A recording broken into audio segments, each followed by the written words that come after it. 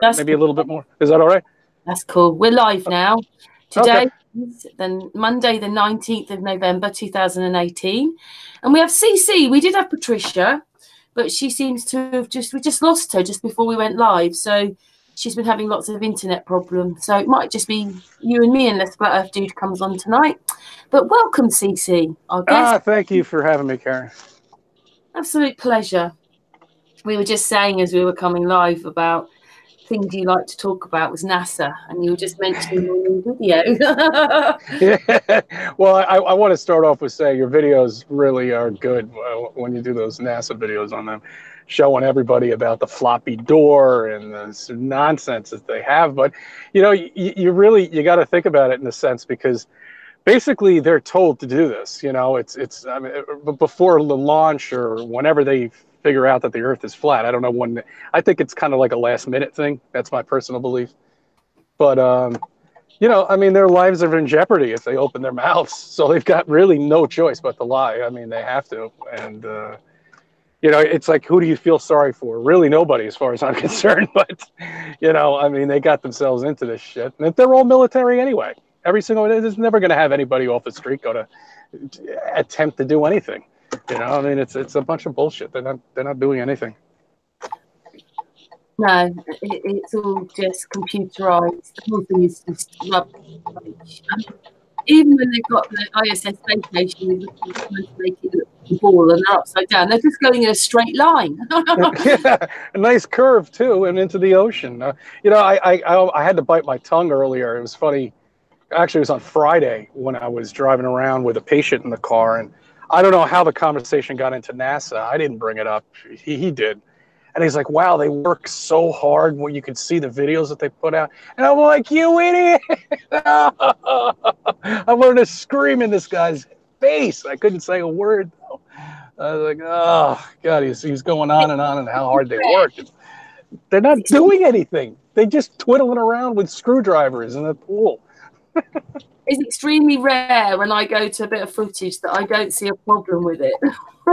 Oh, it's unbelievable. I mean, because I know no one's going to be looking at these live feeds. It's like a low budget film, you know. I mean, and who is watching this? Even when NASA, you know, the NASA channel starts to do the live feed on whatever they're doing, you know, fake nonsense. There's only like 30 viewers, you know, 33 viewers, and then I get kicked off because I type something stupid. I'm banned. One time we went over there, we could see our own comments, but we couldn't see anybody else's, and everybody else was putting their comments on, so we already know that they blocked us. Yeah. I mean, at the beginning when I first got into Flat Earth, I used to troll those channels because it used to annoy the hell out of me. Because when you really look, you see that it's just so fake. I mean, it's so bad. It's a shame that they have to do this. But hey, look, people buy it, right? I mean, they buy it. What do you think about? Because you said that you obviously saw a bit of my video that I did yesterday. What do you think about the meteors? Then I suddenly thought when I was looking at some of these pictures that they look much more electrical to me. They don't look like meteors to me. They told us that's what they are, but I don't think they are. No. Well, you talk about the meteors, right? That they show pictures of every once in a while. Markings of some kind. Yeah. Well, no, I mean that's there to, of course, reiterate the whole space nonsense. You know, we're never going to get hit by a meteor because they don't exist.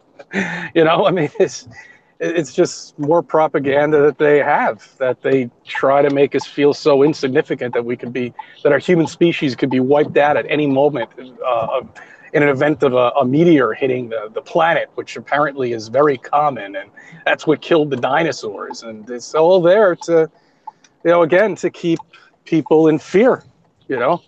I'd gone there to actually look up the electric arkings, but then it took me somewhere else and showed me these pictures. Then made me think a bit more, and my mind was going around. I thought I was just going to make a little video about one thing, and in the end, it was loads of things I was going back and looking at, and I just can't believe, like, it's just like, for instance, they've got the sun going around in a clock, and I know that I've seen that before a bit. I think Joe Hill showed it, but I found some other stuff, and there was all these stuff thinking, why are they showing this? If the sun is a clock, it's never going to see the other side of the planet.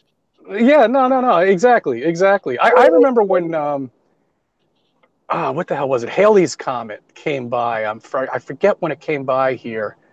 It was a long time ago.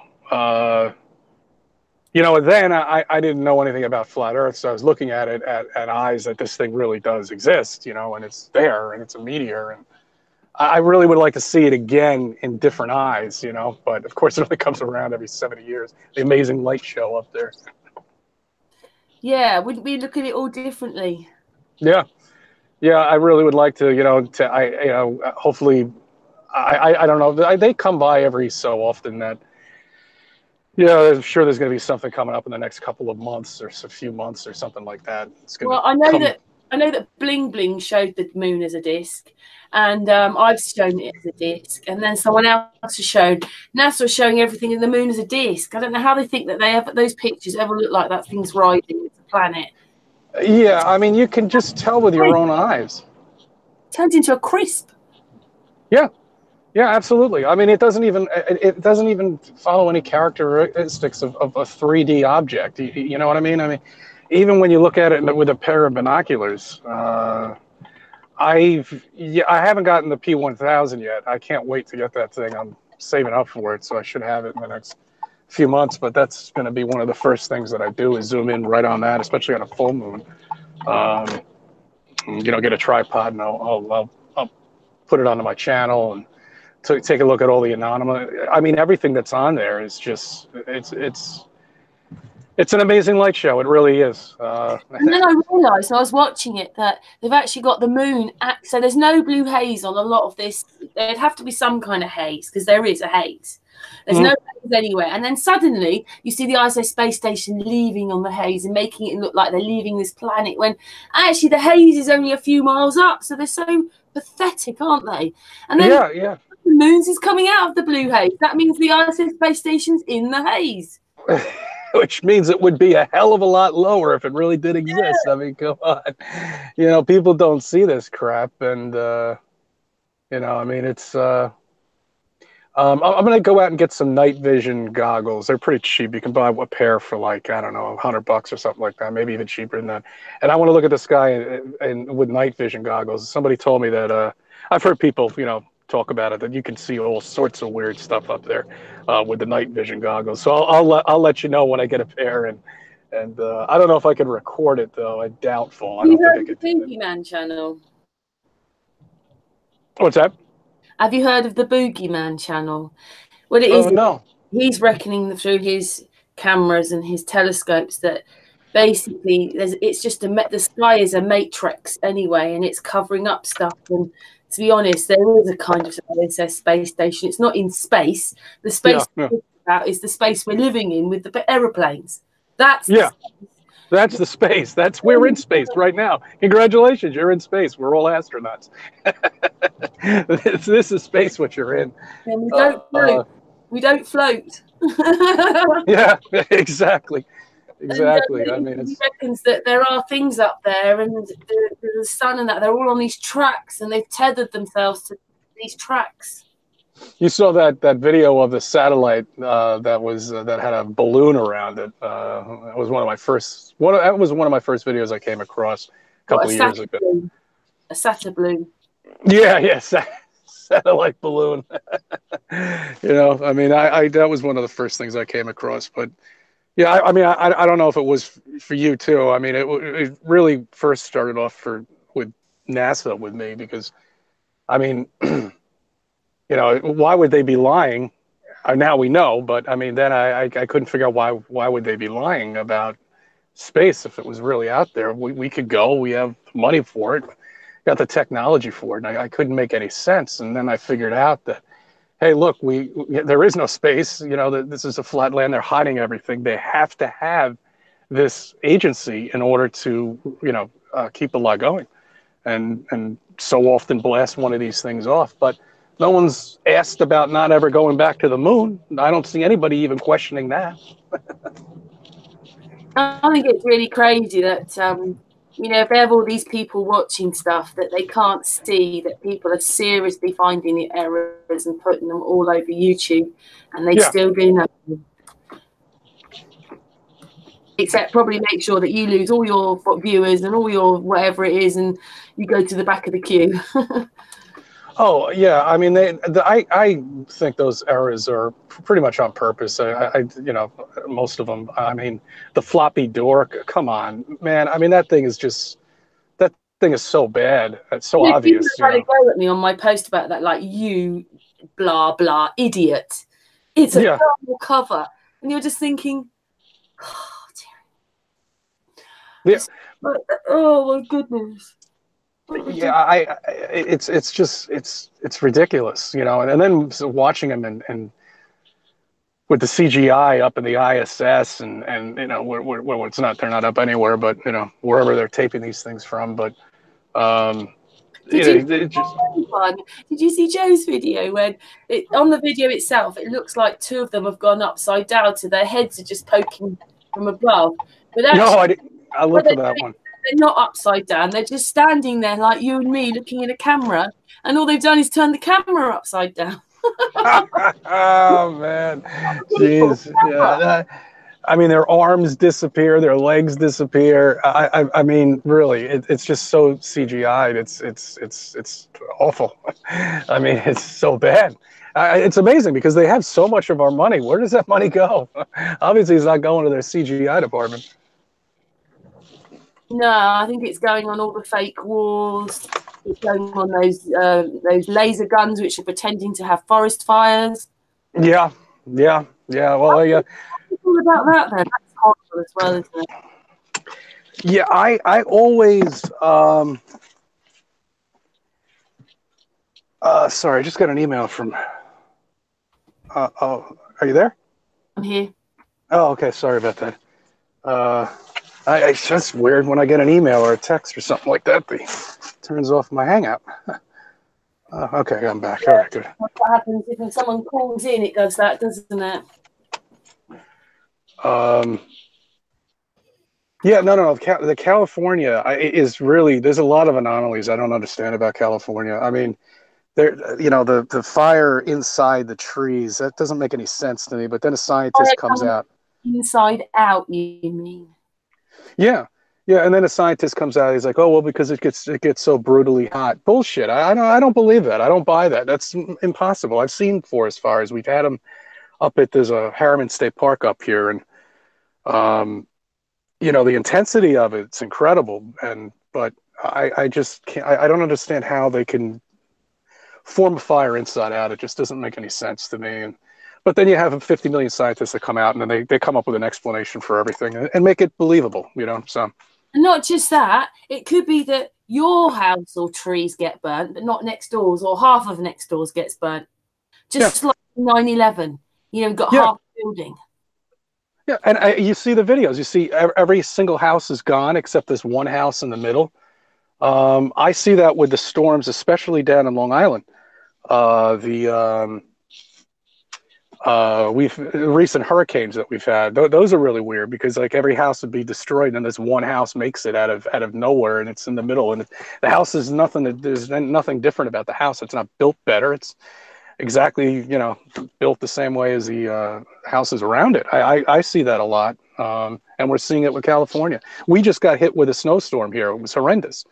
It hit right at rush hour. They couldn't shovel anything, so there were accidents everywhere. The weatherman said we were going to get an inch. We ended up getting, well, it took me 4 hours to get home.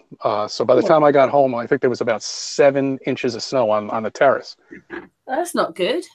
No, they totally were wrong on that, and everybody from New York is pissed. You know, what are you going to do? I mean, hey, it's a snowstorm. You can't do anything about it. They screwed up. They screw up all the time. But I know this one's a bit old news, but a few years ago when you were getting those Arctic plumes, I've never, ever heard in my life alive America getting weather like that ever. Oh, you mean the... They called them Arctic plumes, where just basically the whole of America's under a sheet of ice and snow and looking like the film The Day After.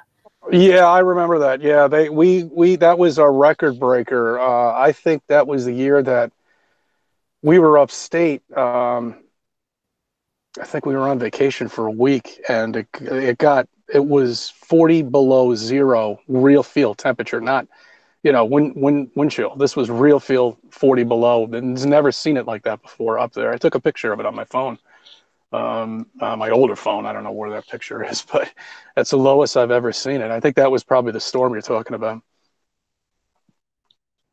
I've never seen that ever happen in America before. Never. Oh, and there was one weekend, I think this was about 10 years ago. If anybody who's listening and lives, you know, in the East Coast, up in the mountains, they got 7.5 feet of snow.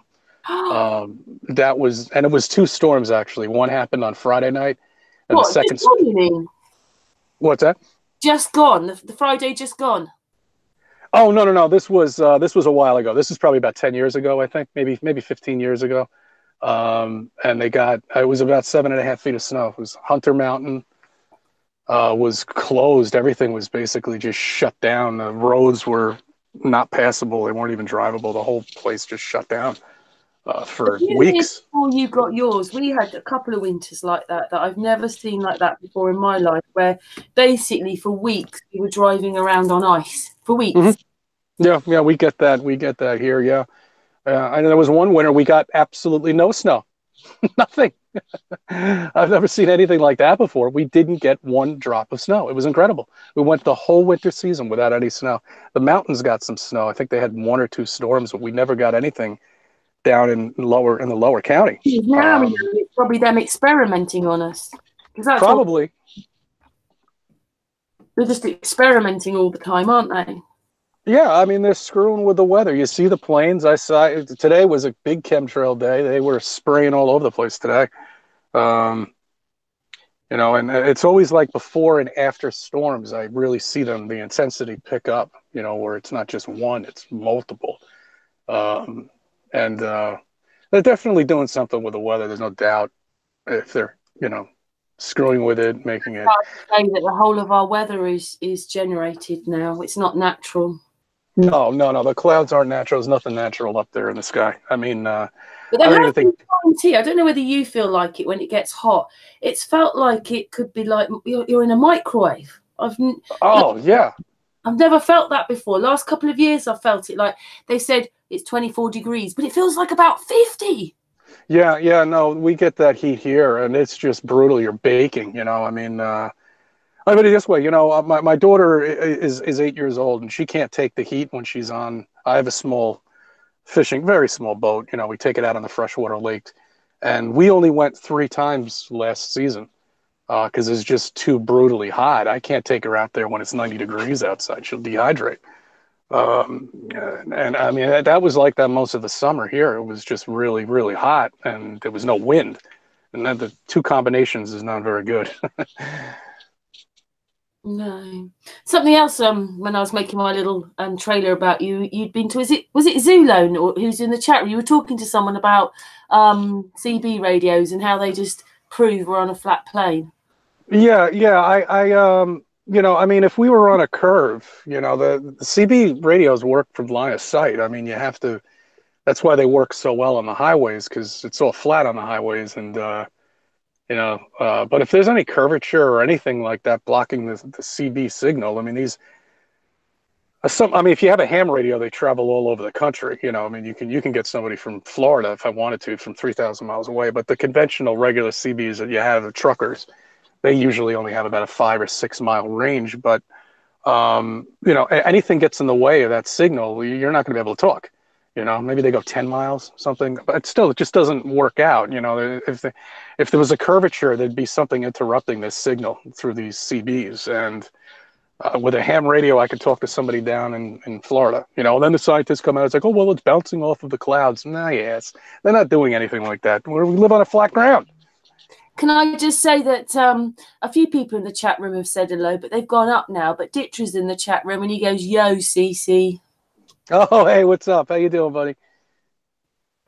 Anyway, yes, thank you, everybody in the chat room. Yeah, so I made a video about that myself with. Oh, you did? Okay, I didn't see it. I didn't get notified. It's a few weeks ago now, but it was like talking on the radio, you know. And the thing is that, you know, I went to look it up because I remember we were once talking to Mr. Fryve about the delay. and it was about 3.5 seconds, but they're now saying there's no delay. How can this work when you're traveling 5 miles a second? Yeah, no, that makes no sense at all. You know, and then, well, that's another thing with NASA too. Have you noticed they don't even bother with the delay anymore on their live feeds? They don't even acknowledge it Yeah, anymore. They on just the radio, right? The only delay was happening was as quick as it took the astronaut to press the button in and say the words, which could take seconds. But there isn't any time delay because he's trying to answer immediately, and then they answer back quite immediately. There's no time delay. Yeah, no, there's not. I've seen just recent videos. I think it was just on the very last one. They really did a piss poor job on that one, where there was just no delay at all. So they're slipping up for a reason. They're doing this stuff on purpose. You know, to mock the people that believe in it because they'll never figure it out, and to mock the people that know it's a lie. So they're actually getting to both of us in a way. They're really ingenious, those bastards. Nobody's doing anything or saying anything. Yeah, no, nobody picks it up. Nobody that I know sees it. I mean, I told you I had somebody come up to me, and he was. I mean, you could see if I continued the conversation with him, it would have led to nothing but, you know, just total nonsense with him believing everything because his friend is a physicist, and you know, he saw my plate, and he's like, "Well, what do you mean NASA? Well, how could you think that NASA's a fraud?" And just going into all this nonsense with me, and so that's actually the first time it's ever really happened to me. But people like that, you know, you're never gonna, we'll never see the truth. You know, I mean, he's done. There's no hope for him. He's gonna have to have his friends say something to him until he wakes up. So. I was always, you know, like in the hope that maybe Trump would stand up or say something. But you mean to say that someone doesn't say to him, you know, those hurricanes, they noticed that the reporter tried to be halfway up his waist with water, but everybody else was walking behind him, and they did it with the wind. And not just that, I saw one not even connected to Flat Earth. It was one of these radio shows, and they said that they were having a satellite link up with this other one, except that people noticed that the car and van that was driving past the second one was driving past the first one, was driving past the second one. So they were actually sitting in the same car park, and they said it was a satellite link up. What a bunch of liars! Yeah, that's so bad. Those weather, and then you know what? It's funny here. They've started to calm down a little bit. They used to go nuts with it. You know, they used to get people down. Well, hurricanes came into Florida, you know, hanging off telephone poles, making it look like they're fighting for their lives. You know, they've kind of calmed down a little bit ever since the one that, you know, the guy was standing in a puddle. That was the last storm, I think, the last big storm we had down the East Coast. Yeah, no, but people actually caught on to that. They do see that. That was all over the internet, which is good. It's a good start for, you know, the truth, I guess, to wake people up with the media, and maybe they'll figure out that the media is just complete garbage, you know, and nothing but a bunch of lies. And people are starting to wake up to that. That's a good start. Then let's try to get them to go into the flat Earth direction. Wake them on that. 3 proofs already, and still no one's saying anything. And that's what people just see briefly. Imagine how many other things they're doing. Oh yeah. Yeah. Yeah. And this is another thing too, that, I mean, you know, before I got into flat Earth, I didn't know any of this. I know more stuff than I've ever known in my life when it comes down to, you know, this area that we live on, you know, the spinning, how fast we spin, you know, how far away everything is. And, you know, when you really look at these numbers and this 1,000-mile-per-hour spin that the planet so-called has, people don't see that there's no way clouds would be traveling twice the speed of sound almost. And from what you're seeing up there, if we are spinning that fast, it doesn't make any sense. And people say, oh, it's the Coriolis effect. People don't even know what the Coriolis effect is. It doesn't even exist. So you know, that's a big shocker. I'm surprised nobody sees that at all, you know. Yeah, or that a gyro proves we're not moving. Yeah, the gyro too has no mechanical devices in it whatsoever. There's nothing in it at all. I mean, you can even check out the video on it. The thing has nothing in it. It's just, you know, I mean, it's level all the time, and that's how it is. I mean, it's Nobody sees that. It's really incredible. I really don't understand why more people haven't woken up here, you know, in this area in New York. Unless if they're closet flat earthers and they're hiding, I just don't see it here much. So when did flat Earth hit for you then? Is it something you've sort of known all your life, or a lot of people like me would got this wake up 2015, 2016, 2016? Was that the same for you? Yeah, mine was the Halloween of 2015. It's a couple of weeks before, you know, the holidays, and I started making videos, I think, the following year because, you know, I had to first digest it, you know, and first try to figure out, you know, to debunk it. You know, I mean, that's the first thing anybody before they get into flat Earth tries to do, and I don't feel like we're moving. You know, I mean, it just doesn't make any sense, the amount of speed that they say we're moving at, and traveling through space, and all the other nonsense. You know, it was the reason why I started making videos is I just got so frustrated because there was nobody around to talk to around here, you know, about it. It took me a couple of years to even tell my parents about it. You know, I'm sure they knew I was up to something. You know, weird phone calls on holidays and stuff like that. But, yeah, it took a couple of years for me to even tell them. Because mine think I'm crazy. Of course they do. Everybody does. You know, I mean, that's how it is. You know, I mean, that's until they wake up. My parents actually it was almost like my dad kind of knew in a way. It was weird when I brought it up to him. It was an interesting conversation, you know, that I had with him, and he's like, you know, I don't really care, and that's it. You know, it doesn't bother me. So that's really how the conversation went with my parents, which was weird. They just said, do what you got to do, Chris. You know, just be careful. That's all. You know. With the information you give out, and especially on the internet. But flat earthers are not those kind of people, you know.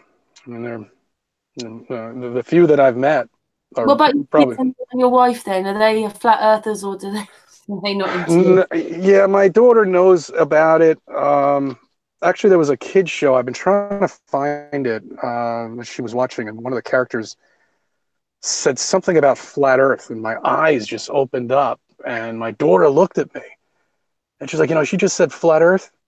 I was like, yeah, I heard it too. What you know, and I've been trying to get there, but I have to pay like $3 to do it on my phone and then copy it, and I never got around to doing it. But yeah, it's my daughter understands it, you know, and I can't blatantly say to her the solar system doesn't exist because she's yet to really come home with anything like that. She's very interested in the moon.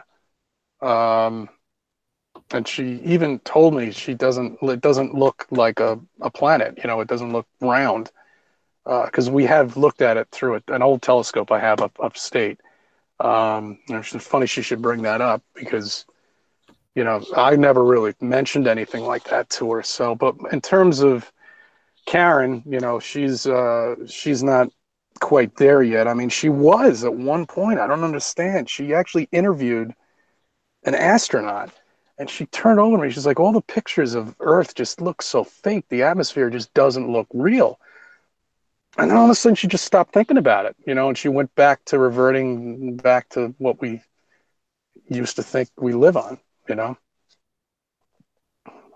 I think once you go flat, you can't go back. There's no way. I mean, there's just no way. This is going to be with you the rest of your life. That's it. And that's just the way it is. But the good thing is we know about everything, Hollywood, all that shit. I mean, all that, you know, we now know what the evil things that they're up to and the reasons why they do it. I had no idea Hollywood was like that. I did not know it was that bad. I did not know that these people are not, you know, they're chosen basically, not because of their talent, because they're basically just sold out completely. And I looked at being sold out a different way before of a flat earther. I looked at being sold out as just making a lot of money, you know, and not enjoying what you're doing, but just doing it for the cash. That's basically how I looked at it. Was sold out, and it's not. That's not the definition of it. Sold out is basically you're literally selling your soul. I mean, you're done. You know, I mean, your life is now owned by them, basically, and they'll do whatever they want with you. It's a dark, dark, dark existence. I'm glad I had nothing to do with it. I think it's quite incredible how they've programmed us, really. It shows that we must be a lot more trusting than we realise, if you know what I mean.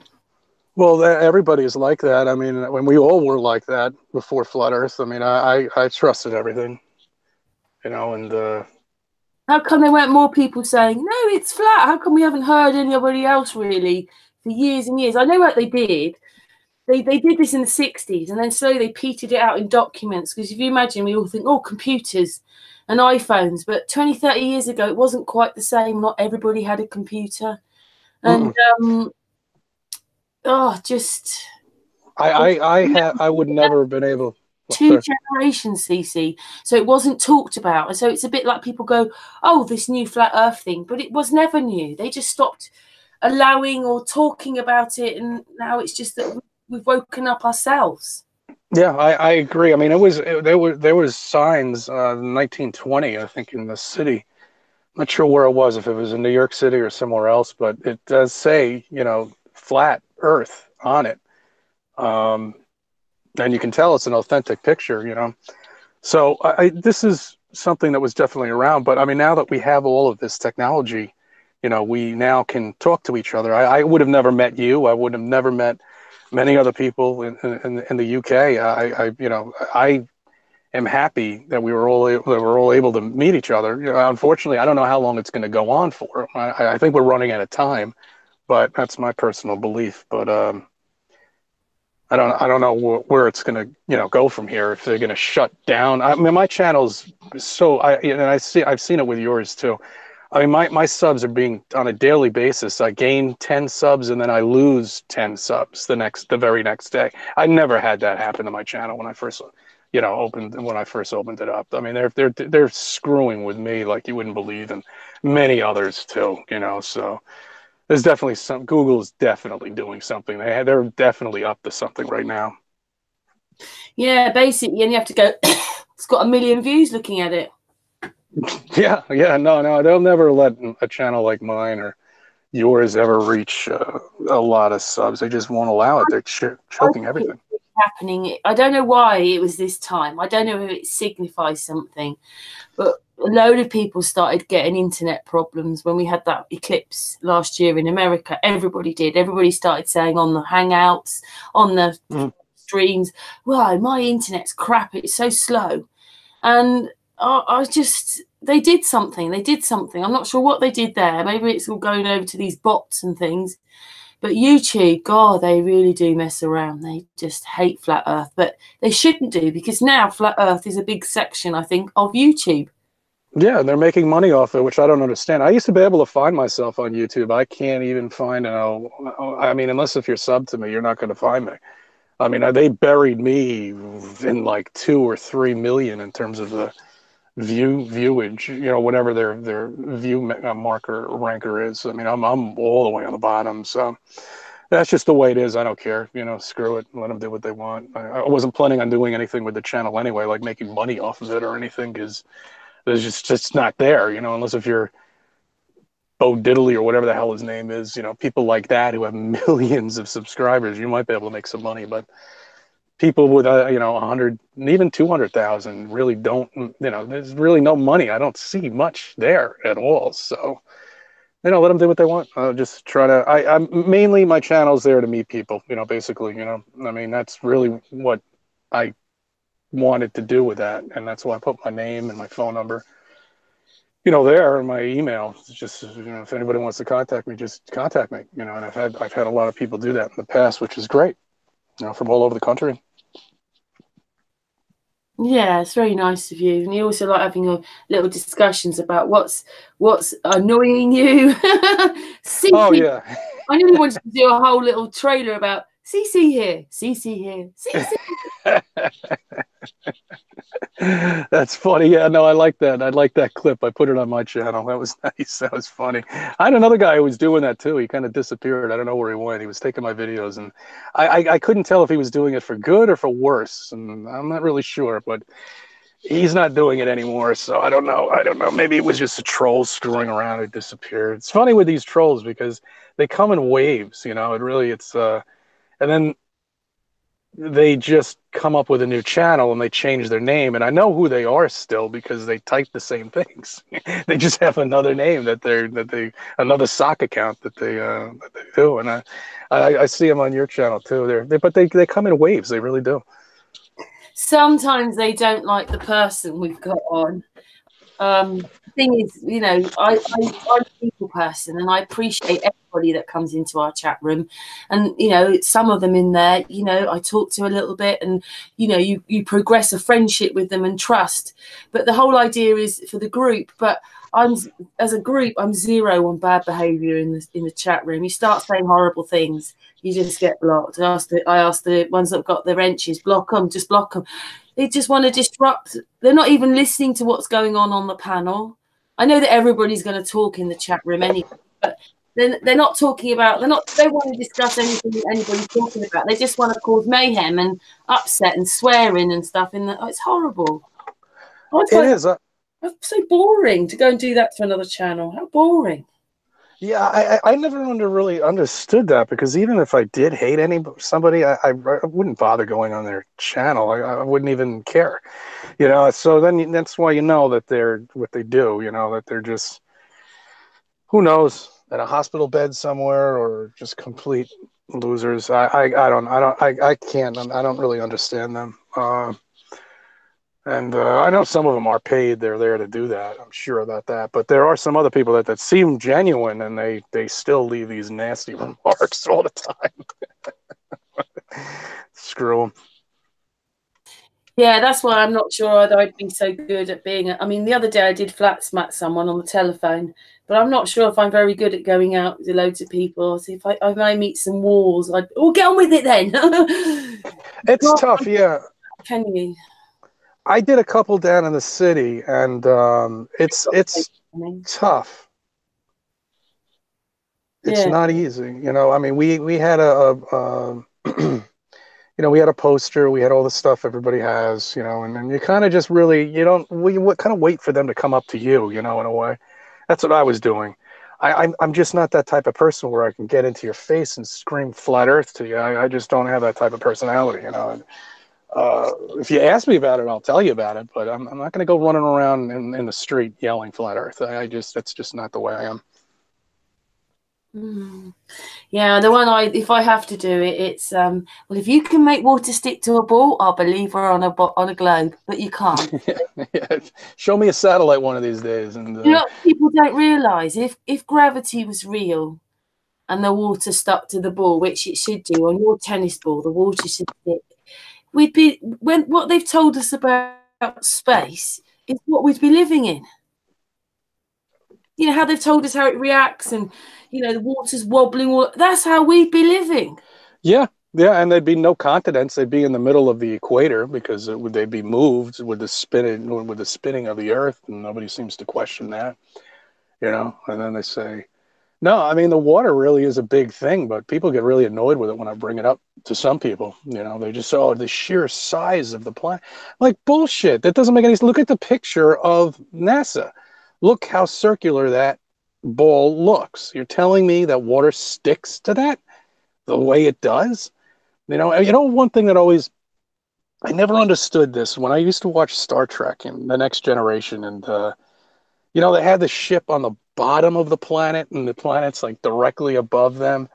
It just doesn't, now that you look at, I mean, you know, it's fake anyway, it's a show, but you look at it now and it just looks so peculiar. It's just weird. You know, I look at these things now that it just doesn't look right, you know, because it doesn't look like anything that the ISS looks like up there. You know, they show this fisheye lens with this thing going around, and you see the fake curve. I mean, the freaking antennas on the ISS are curved. It's so bad.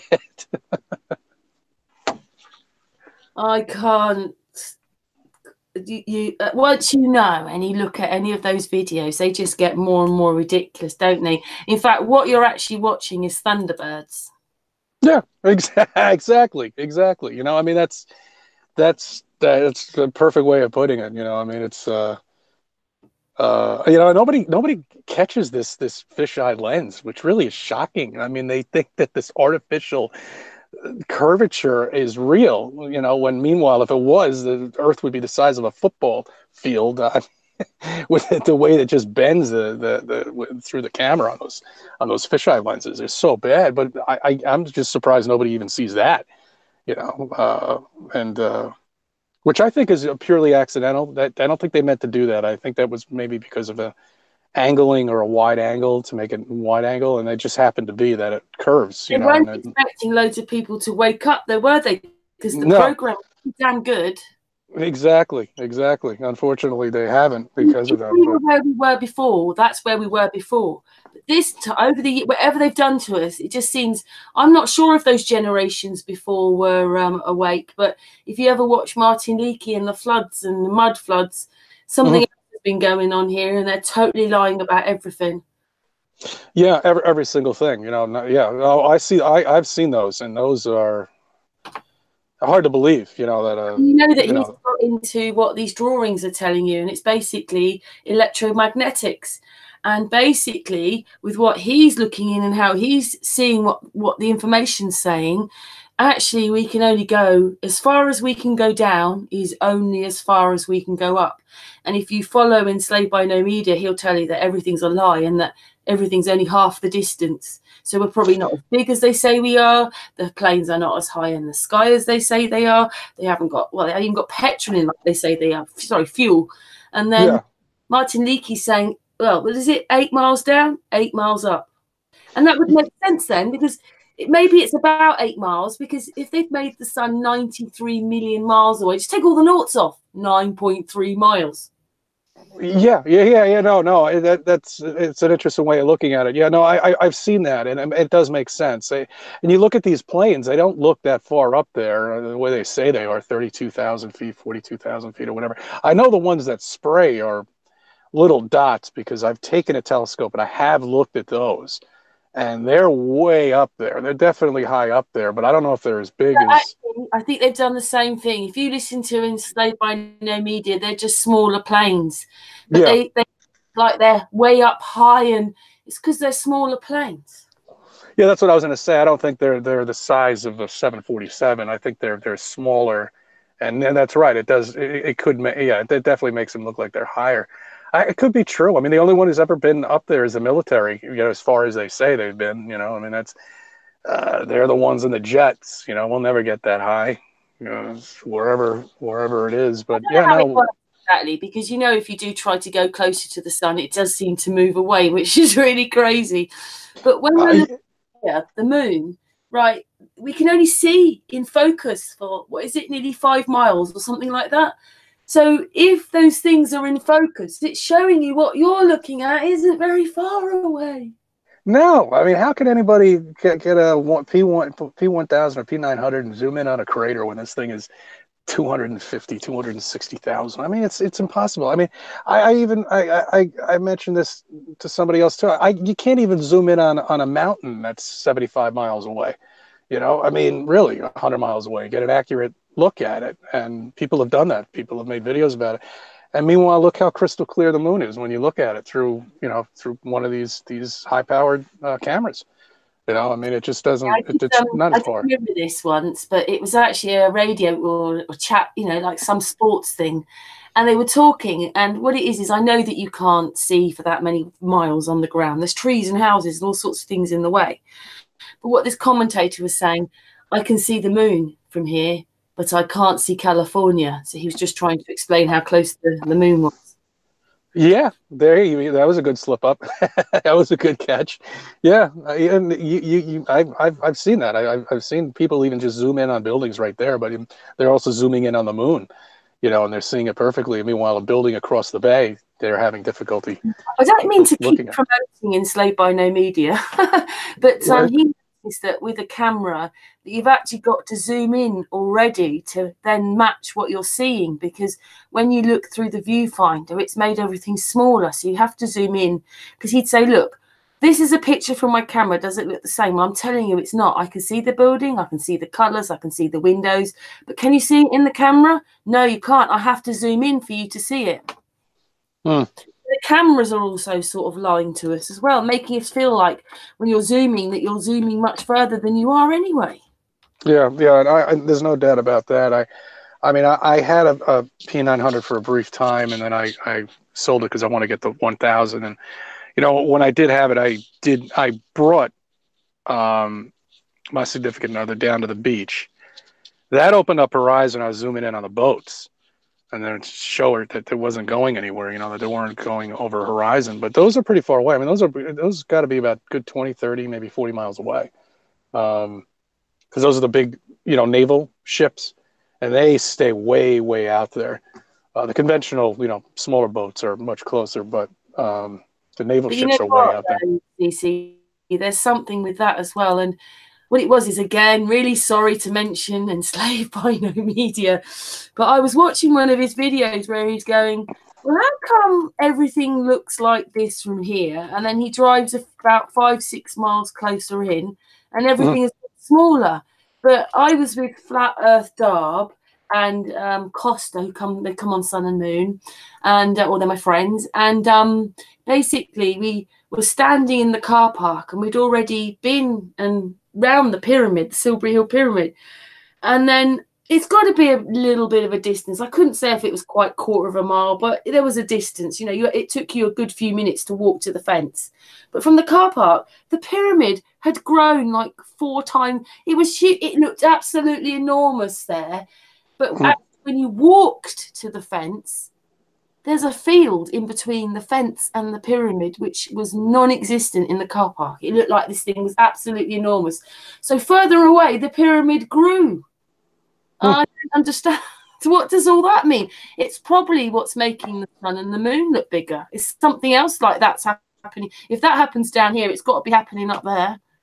Oh yeah, sure, absolutely. Well, again, you know, with the sun and the moon, I always say you'll never be able to get to it. I think even what you just said before, the closer you come to it, the further it goes away. You know, and I mean, I don't. They're not tangible objects up there. They're definitely not. So I don't know what's going on up there. You know, it's maybe it's other dimensions happening because you know, on the high altitude balloons, it definitely looks like the sun comes out of the earth. It's definitely not across the horizon. It's coming out of the earth, which is bizarre. And then, but at some point, the sun is in the black above the blue. That doesn't mean it's hundreds of miles further up, but it's not in that haze. It's above the haze, and yet it's in the clouds at the same time. How could it be up there and in the clouds at the same time? Yeah, I've seen videos on that. I can't explain. Sorry, carry on. No. I was gonna say that I can't explain. I've seen those, and it does appear to look like that the clouds are kind of in the back. I mean, I just think the sun is just so bright, you know, and it definitely is an optical illusion that it creates. But yeah, I've seen videos of that, and you know, I mean, it just doesn't look. How could you get sunburnt with something? It's definitely supernatural. Yeah, I mean, how can you get sunburnt with something that's 93 million miles away? I mean, it doesn't make any sense. Gosh, all those things I would have watched of how the sun rays get to us and we're a speck of dust and all that crap. Yeah, I mean, we're in this universe and we're this small, insignificant little thing. And that's what they did, you know, that's what they want everybody to think that we really are. And they don't understand that every single one of us are unique and, you know, we're part of a system here that's something we'll never understand, I don't think. When I had an operation about 4 years ago, whenever it was, I think it's 4 years ago in January. So I was home for a few days, and well, more than a few days. Well, a few days I was actually in bed, and one of those sci-fi, you know, about the stars came on, and I watched this one, and it basically said that you need some of these stars and galaxies to bump into each other because then they make nurseries, and it makes more stars and more. Yeah, I remember that. Yeah. But then basically, in the end, when this stops happening, the universe is that everything will die and everything will go black. And I was thinking, what? Even out there, it's going to die. Like, but the thing is, it's all rubbish. But like, stars and galaxies have to bump into each other, forgetting to tell us that they're only miles above our head. What got me before flat Earth was the expansion of the universe and the collapse of the universe. How we're just forever expanding, and eventually we're just going to collapse inside of each other, and again, and the whole Big Bang is going to start all over again. Black hole, whatever it is, my black hole. We'll go into that, and I was thinking, oh my goodness. Well, there was a movie called The Black Hole. I remember watching it when I was a kid. I was fascinated with it because I always never understood a black hole and why we couldn't see the other side of it. If a black hole existed, why don't they ever? You can't. There's never anything. You can't see the bottom of it, or you can't see the other side of it. And then sometimes scientists came out not too long ago, as a matter of fact, and said then the back of it would be white because it's sucking in all the stars. And that makes perfectly good sense. Yeah, that does make sense. That's right. It is. It's engulfing all the stars. It would be white on the other side. I mean, nonsense like this of stuff that they just dark matter. It makes up like 90% of what's around. They don't know anything. Yeah, sorry, Chris Lamb put in the chat room, the stars are all really far away suns. That one is a cracker. Yeah, they're all stars, they're all suns, they're all in different sizes too. That's amazing how they can figure that out. I think I was a bit shocked when I saw it for myself. I think once you've got that eye to see it, you're going to see it more, or you're going to see different things. But I was watching this high altitude balloon, and I was very interested because there aren't many at night time, and this had all the stars in them. But I suddenly realised that just the camera, those stars were in front of the camera. And as the camera moved around a little bit, it was like being in Star Trek, which just wouldn't happen if they're millions of miles away. No, not at all. Not at all. Zooming past the camera, and then I thought, oh my goodness, there are some stars below the camera. On the video, it's best to sit in it's on Sun and Moon, about stars aren't far away. I can't remember the name of the title of it, but the video is on Sun and Moon, but you need to almost be sitting in a dark room, just watching the screen, slow it down, and you can see the stars below the camera. And the camera's at, I think, 17 miles up, which means the stars start about, I don't know, 14, 15 miles. Yeah. Well, you know what I haven't been to in a long time is the Hayden Planetarium down in the city. As a matter of fact, I think Neil deGrasse Tyson's the one who runs that Hayden Planetarium or whatever the hell it is, Natural Museum of Natural Arts or something like that. He's president of one of those. They had to do something with him, They gave him that job. But I haven't been to one of those planetariums in a really long time. I maybe I'll bring my daughter to one of those, maybe on the weekend when the weather gets crappy. Just take a look at it again with different eyes, because that's what we're in here. I mean, we're in a planetarium. What you're looking at is exactly what you see down in the city at the Hayden Planetarium. It's the same thing, and they can do whatever they want. Solar eclipses, everything. They do it all. I just still find it incredible. Like, if you work it out that, say, for instance, at the moment, it's different. We're having a lot less light, and come, obviously, the equinox again in, solstice day not solstice day, the other one in December, then it'll start getting lighter again. But in the summer, we have about 18 hours of light, and the sun is spending hours going over my head. If it's not far away, then what are you getting then? Well, that's the whole thing with the curvature. I mean, I did it. I even did it with somebody on the phone where he was watching the moon come up when I was watching the moon go down. And then I also did a sun experiment with him where he could see the sun the same exact time as I did, and he was across our plane. But if you were on a planet, that shouldn't be possible at all. That's why I think the sun, I think everybody has their own. I really do think that the sun, everybody has their own sun. It's hard to explain, like you were saying before with, holographic images or something with, not holographic images, but, something with a program or something that's up there, and that could be. I mean, I don't know. It's weird. I think you're looking at a different sun and I'm looking at a different sun, basically. I do for the distance, but if you actually went from here to America, there's another one, and you never see the join. Yeah, you never see it either. I mean, well, that was what that was why I think the Concorde was decommissioned is because it travels faster than the sun. I mean, and the passengers, we're just passing the sun. Yeah. I've never been on one. I spoke to Roxana, about that on her channel too, and they actually would ask people to put the shades down and on the plane, because you could actually see. And since they've decommissioned that, the only other thing now that could possibly do that would be military jets. So they're the only people that have access to this, that could actually prove it. And unfortunately, none of them will ever help us out. Researcher that basically got in his car and 80 miles an hour, he could stay with the stars. Yeah, that's impossible. Well,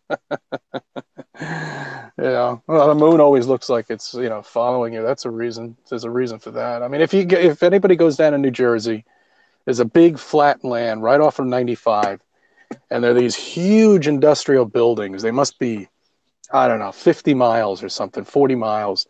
And when you're on the highway, it moves exactly the way the moon does, where it just kind of like follows you. Eventually you pass it, but it just, everything else is moving by at such a fast distance. And then you see these buildings and they're still there, but they're just so far away. And that's basically what the moon is, I mean, and the sun, they're just, it's not as far as you think, but it's far enough away that it could just follow you and give you that illusion.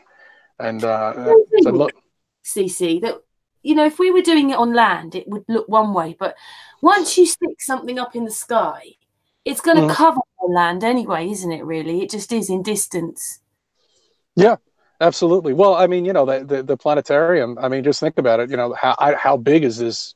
Dome or whatever we're in, and whatever it is. If you put a reflection on it, as the sun, as the moon, or something like that, it's going to dominate everything in the sky, and it's going to look like, because we're so small, it's definitely going to look like a planet. I mean, all the stars, everything, but nobody seems to understand that when you take a time-lapse picture of these stars, they go around in a freaking circle. I mean, how could that be possible? I don't agree with you with the Big Dipper, but I know in America, the Americans see the Big Dipper may be a bit different. And I know if you're in Arizona, the Big Dipper is really stretched out. And then for a part of the evening, when it goes into this bend, for you, it just, well, Americans, it just disappears out of the sky. And then eventually it comes back and then they see it traveling up.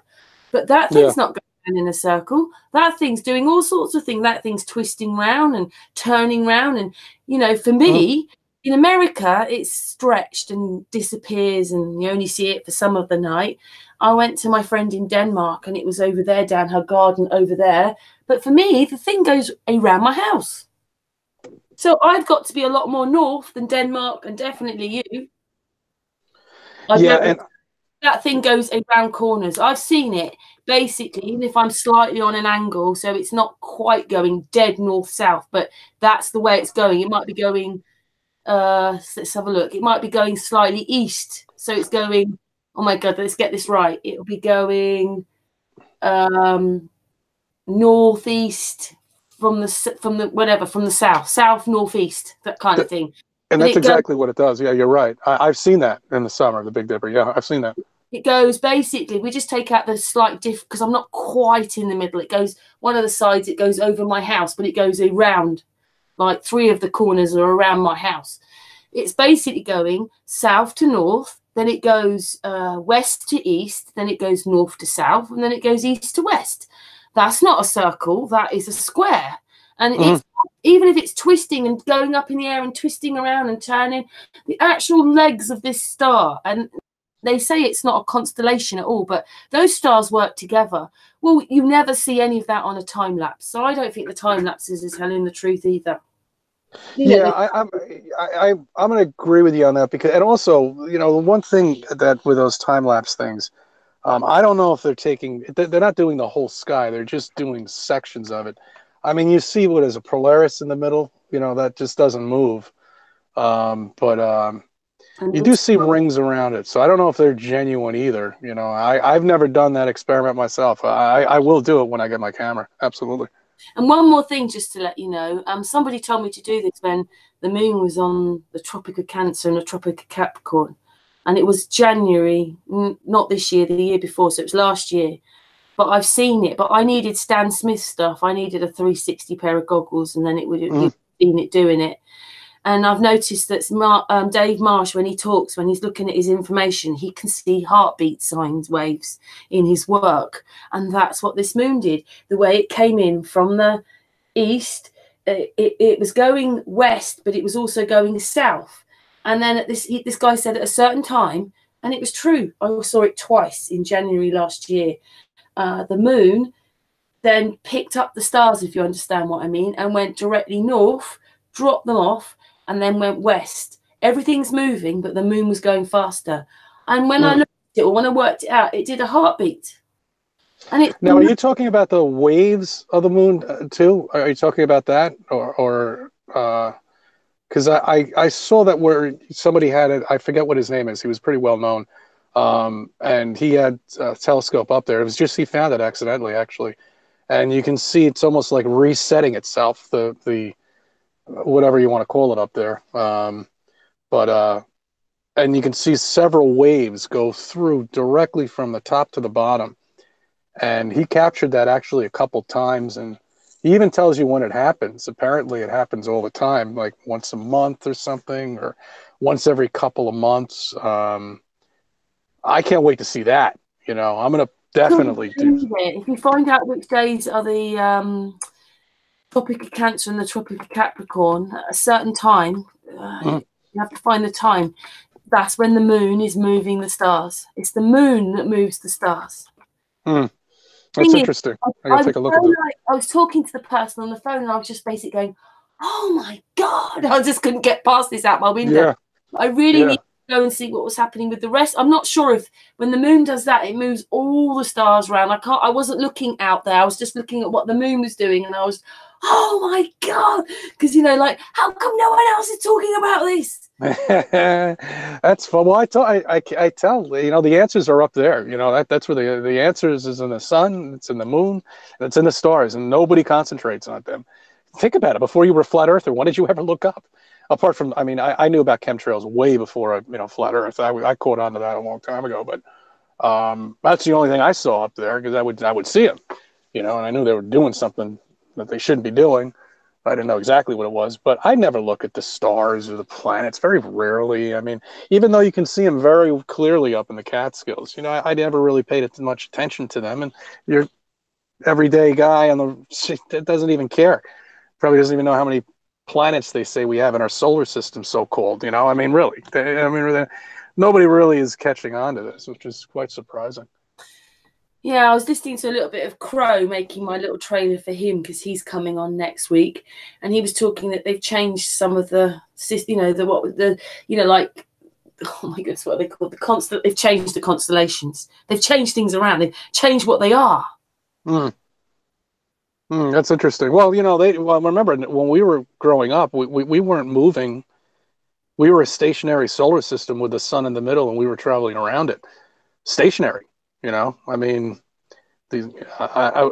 they have this thing moving at 65,000 miles per hour, swirling, and we're going through the universe and everything. And it wasn't like that when I was growing up. They didn't mention anything like that at all. They just recently put that in the last, I don't know, maybe 20 years ago, 15 years ago. It's definitely recent. Yeah, you mean a bit like when you were saying that there was a delay on the ISS space station, and now you look it up and there isn't one. No, there isn't. Yeah, I don't. They've given up on that. They just forget it. They don't even care anymore. They don't care. That's a disaster waiting to happen. More and more people wake up, they're going to realize that is just total. It's or something at the moment with the thing blowing up. Oh, that nonsense! Oh man, that was just so bad. Did you see that? That was a joke. They move right when the thing gets up there. They move right into a cartoon for kids. Oh God! So, isn't it? This is what is it? Thunderbirds. Yeah, it's cartoon for kids. That's all. My what you call it? My space astronaut hero Joe Hill is in the chat room. He's my okay. videos and he's in the ISS or whatever he's doing.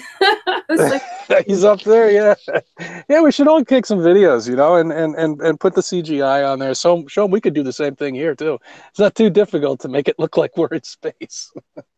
We all know how to do it. We all get the technology. We can do it on our phones. Joe says, I am on the ISS. Don't open the door. Don't open that door. You don't want any water coming in there. Oh, man. It's just... Anyway, that was the other thing that shocked me, I think, when you're looking, like, even when you want that excuse to say, no, it's a ball, when you're looking and you're trying to work it out and everything, you want something to say positively, no, I'm a ball. Then you come across those time lapses where you've got the rockets going off and you can see the rocket go up and come down and you think, oh, my goodness, even this is showing you what's really going on. Oh, yeah. Yeah, no, I mean, it's funny. It's sad. It's funny and sad at the same time. You know, how they're able to get away with this, you know, and blatantly in front of everybody without anybody questioning it at all. But I never even knew NASA had a live feed before Flat Earth. And if they ever did show it, I never would watch it. I never was aware of it. And I frankly didn't care, you know, because I knew it was, even before Flat Earth, I knew it was a place I was never going to go. I was never going to become an astronaut. I had no chance in hell of doing it, you know, and what's the point? I don't care. Let them do whatever the hell they want. And that was my attitude toward it until you figure out that everything is a fraud and you get so pissed off at them, you know. But it's, again, like I said earlier, it's not that they have to do this, you know, they're there to deceive, but they have to do this. They're just passengers basically in this big lie, you know, that has to go on. Know that it's a lie then? Because obviously those people working at NASA have got no idea. I don't know how they can't see through it. Somebody there, but they think they're helping people up on a space station, which just doesn't exist. Yeah, well, they all do. I mean, you know, you only have to tell a few people. I mean, you know, the rest of them are just looking at computer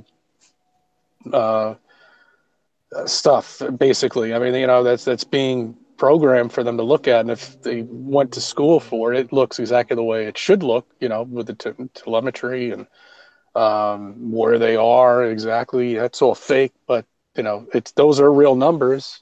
Someone's typing those in and people are seeing them. So, you know, it's the only people that know are the astronauts and the higher up. That's it. You know, other than that, everybody else, probably even the guy who makes the rockets, you know, they think they're actually building something, you know, that's going into space.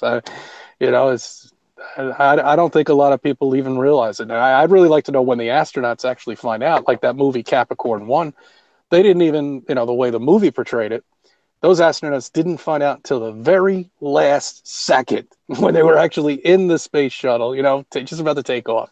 It's like, come with me, get out, Lou, you got to go. You know, I was wondering in true life, I wonder if that's really what they do. It's just a big lie all the way up to the end, and then they're told. You know, that they drug them or something so that they still believe that they are astronauts.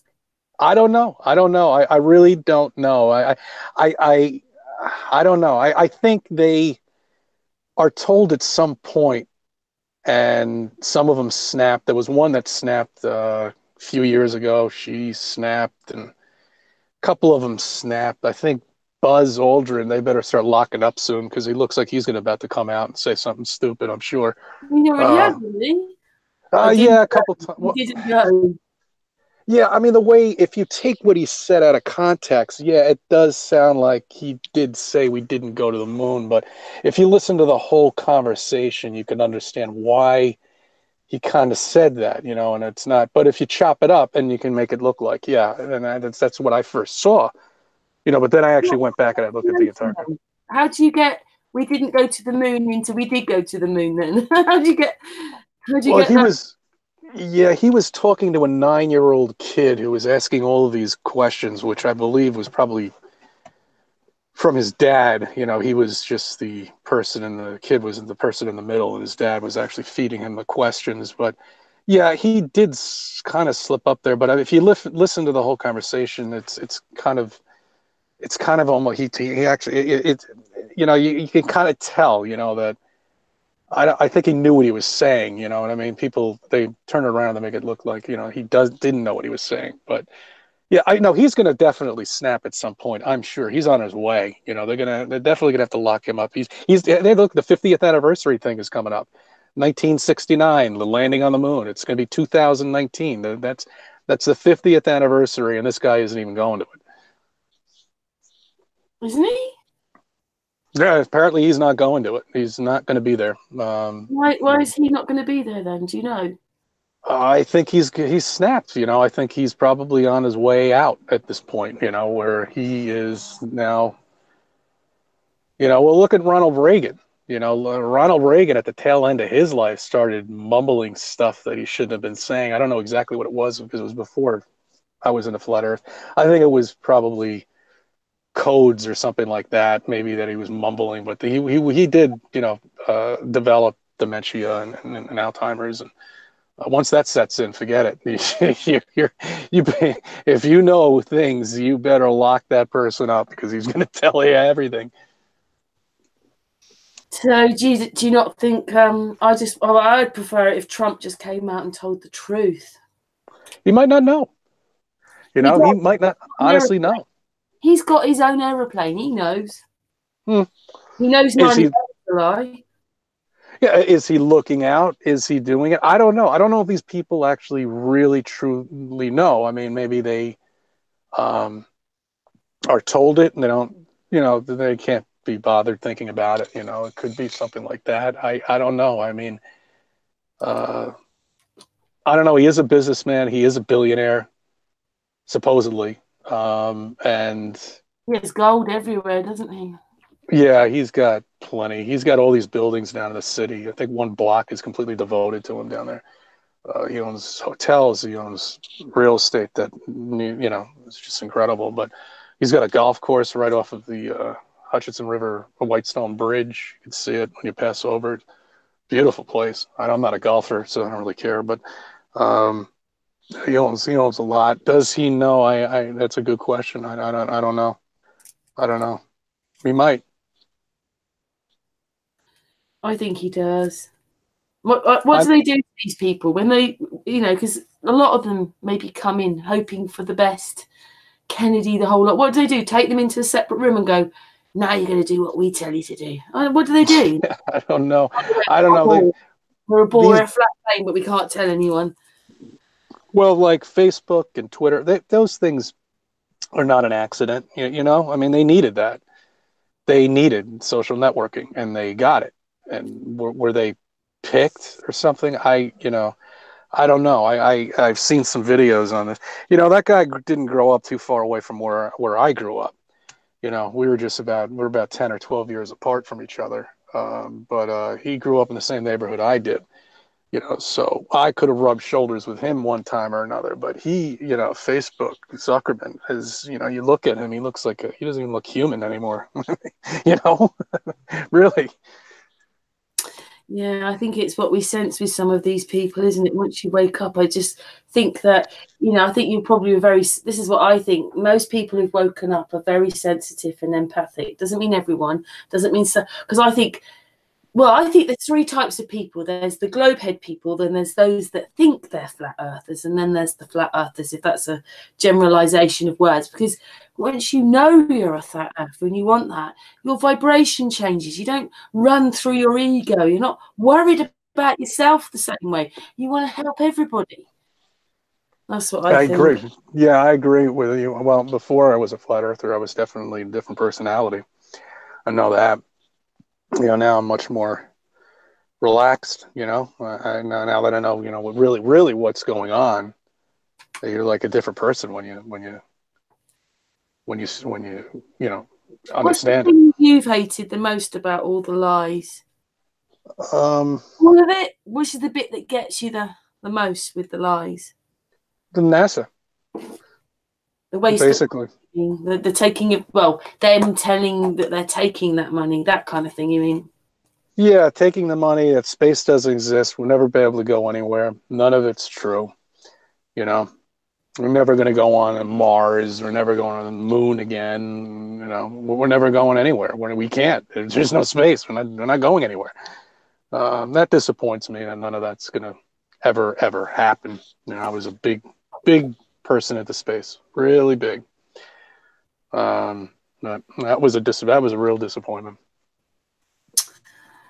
Wouldn't it have just been better to about like 80 years ago kept on the truth and done masses of science showing us what the sun really was, how far away the sun is, best as possible with an organisation like NASA? No, we're into this Star Wars on Earth, aren't we? Well, yeah, you remember President Reagan came up with that too, Star Wars. He wanted to put the satellites up there to blow the rockets. If anybody, attempted to try to engage in nuclear war with us, I don't know whatever happened to that. That kind of just disappeared. Well, anything. I didn't realise I work for a nuclear physicist, and he's retired, so he's old school. Mhm. And he basically told me that they lied about nuclear anyway. He said, I know Yeah. they did, because what it was is none of us wanted to stand up and say, yeah, go and put nuclear stuff in bombs. But they were never going to be as dangerous as they said they were. And that's a nuclear, well, he believes he's a nuclear scientist, doesn't he? Yeah, well, that's pretty hard to do when there's no nuclear. The person said that they had lied, but they weren't going to stand up and have that responsibility on their shoulders. So they said, yeah, they're dangerous. But he said that nuclear is not as dangerous as they say it is. No doubt. Everything is a lie. Why not? Why not that too? Gasoline in these planes. Is it nuclear and radiation is radiated? It's just hot. It's hot. That's what it means. Yeah, really. it's probably super hot, and it's definitely not as what they say, that it would destroy everything within a 50-mile radius. And no, I don't. I mean, hell, when you're into flat Earth, everything is questioned at this point. I mean, look at the way the shuttle, right before it takes off, the way the thing bounces around. I mean, it doesn't even look real. Right before it's about to take off and it's got all the rockets going. I mean, it looks like a balloon. I mean, it's like moving around and then takes right off. They've got to make it look like there's even more G-force, haven't they? Because this thing's gonna, when you let go. Yeah, exactly, and that's exactly what a helium balloon would do. I mean, and also NASA is one of the biggest helium purchasers. What the hell are they doing with helium? Why would they even be purchasing helium? Well, it doesn't make any sense to me. I think it would be gasoline that they'd be the highest purchaser of, would be gasoline, if anything. But no, it's helium. Helium's the biggest thing that they buy. I don't understand that. It's quite incredible, really, isn't it? And that it's a bit like all the reality's happening and no one's talking about it at all. No one. It's amazing. It really is. And not even the fact, look how far away this rocket is. You can't go within what is it, 5 miles? 10 mile? You can't go anywhere near it.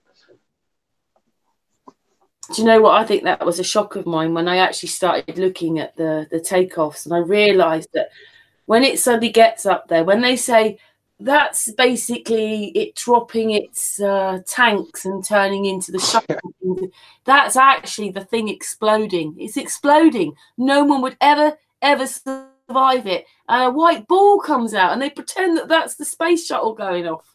Oh, it's so bad. When the Challenger, when they had the accident with the Challenger, I remember I was a kid. I was in high school at that point when that thing happened. And it was the one time I actually woke up at one point because I never understood why the rocket was on its side. Why isn't this going straight up? And I never asked the teacher about it, but I always thought about it, and then I stopped thinking about it, and that was the end of it. That's what we all do. But I never understood, why am I looking at it from its side when I should be looking at it from the bottom, and I should just be seeing the rockets. I shouldn't be able to see the shuttle because they turn. It doesn't make any sense. And I never believed the scientific explanation of it. That was bullshit. There's one way you get to space. That's straight up. That's it. You go straight. Doesn't that vacuum, haven't you? Somehow you're not going to do it sideways, are you? I'm not going to go around the planet and waste all sorts of fuel, you know. And then, you know, come on, they have an explanation for everything. They'll say everything, and people will believe it. It doesn't, you know. It's just such and bouncing. Remember the bouncing off the atmosphere when they come back to. Thing is, we went. I met up with Martin Leakey. I think Nathan Oakley was there. We went off. I met Little Richie, who comes on sometimes. And yeah, they're great. we went to the Space Centre in Leicester, and they actually show you that they show you like one of these little cockpit things that you come down in. It's so small that what it really looks like is that they've taken a small aircraft, you know, and done some things to it, and then it looks like a capsule. And the thing is that when you look at it, it's basically about, is it 4 feet? An inch or something between you and the outside. You'd be coming back through all that. That's it. You'd be gone. Gone. I know. And every time I see one of my friends I met through YouTube, and I talk about it with him, and it's just you know, look at the satellite, look at the way look at the space shuttle, look how it's attached to the cylinder. You know, I mean, it's attached by these two metal things. Yeah, when you watch the things take off, those brackets with the tanks on go red hot. There's no that's why it explodes. I think there's no way anybody could survive in that. No, there's no way in hell. If they were real, you know, and there were actually people in there, there's no way that they would be able to survive that. Is that it? We're 5 miles up now. No one can see what you're doing. You can do it now. Explode. Yeah, no, it's gone. I just, you know, and suspiciously, which people don't think about either, is every time they launch one of those things off, the Bermuda Triangle is patrolled, from what I understand, with the Navy. They make sure nobody's really around that area because it's easy to patrol. There's a naval base down right in between the Bermuda Triangle. It's right there, right off the coast of Florida. Oh, no, sorry, coast of... Send them in the rocket. Go on then. You have a go. Yeah, no, yeah. It's bizarre. I mean, it's really bizarre that nobody's even questioned that. And if you're out in a boat... When you think about this whole projection they've put us in, like going through different directions. I mean, one of them's with the sun, and then in the universes, more universes and all that. And then we've got going anti-clockwise as well with the moon, 0 at the poles and going 1,000 miles at the equator. So basically, when you add up the speed, it's about Mach 80. I don't think when you wake up, you're not crazy, and they think you're crazy, but they're crazy if they think they're doing all that, really, aren't they? Oh, it's impossible. The body can only handle 10 G-force or something like that. The G-force would be incredible at the rate of speed that they say that they're moving.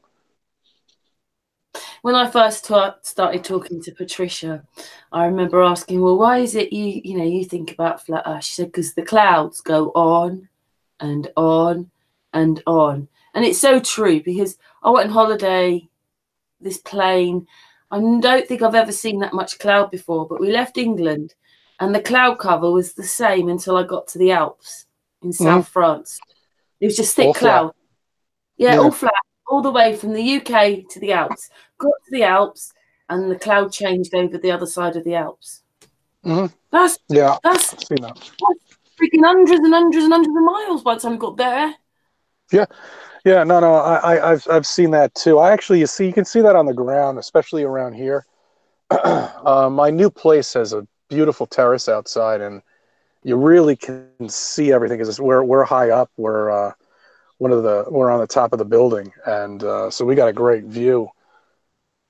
I think I'm trying to think what would be on that side. I think that's the Long Island Sound. I'm not sure. I'd have to take a look at it through Google Maps, but I see the storms come in, and you can see this layer of clouds, and they're just completely level, as far as the eye can see. And then there's sometimes the clouds are all distorted. It actually looks like it's curving, but that's just because your eyes just can't make sense of what you're looking at up in the sky, because it's got nothing to focus in on. It just sees this gray blob, you know, it's got no dots or anything to really focus in on it and try to get a variable of what you're looking at. And that's why our perspective really is our limitation, unfortunately, you know, our eyes, because it, you know, and you can see that. Yes, I know. It's quite incredible, this whole thing. I'm quite surprised more people didn't wake up, but I suppose they've got everybody tuned into television, haven't they? Yep, they're all tuned in. They're all connected. They're all, you know, whatever you want to call it, plugged in, whatever. Look at a whole generation destroyed. You know, and I mean, a whole generation is just been. Our parents were the most indoctrinated, though. It's our parents were the ones they went for. Well, they grew up with the, you know, moon landing, so you know they were. You see, my parents didn't really care for it. They could care less. That's why they were less susceptible. But you know, you get your NASA fanboys back in the day, you know, that were part of that generation of the baby boomers. Forget it. They've been programmed for, you know, decades. So you'll never get to them. They'll never wake up.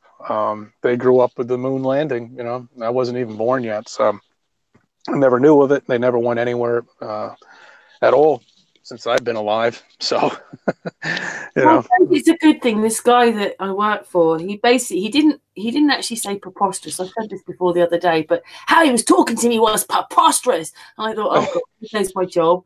And then the next day he rang me up and he sort of apologized. He said, I'm not saying that we're flat, but I'm intrigued.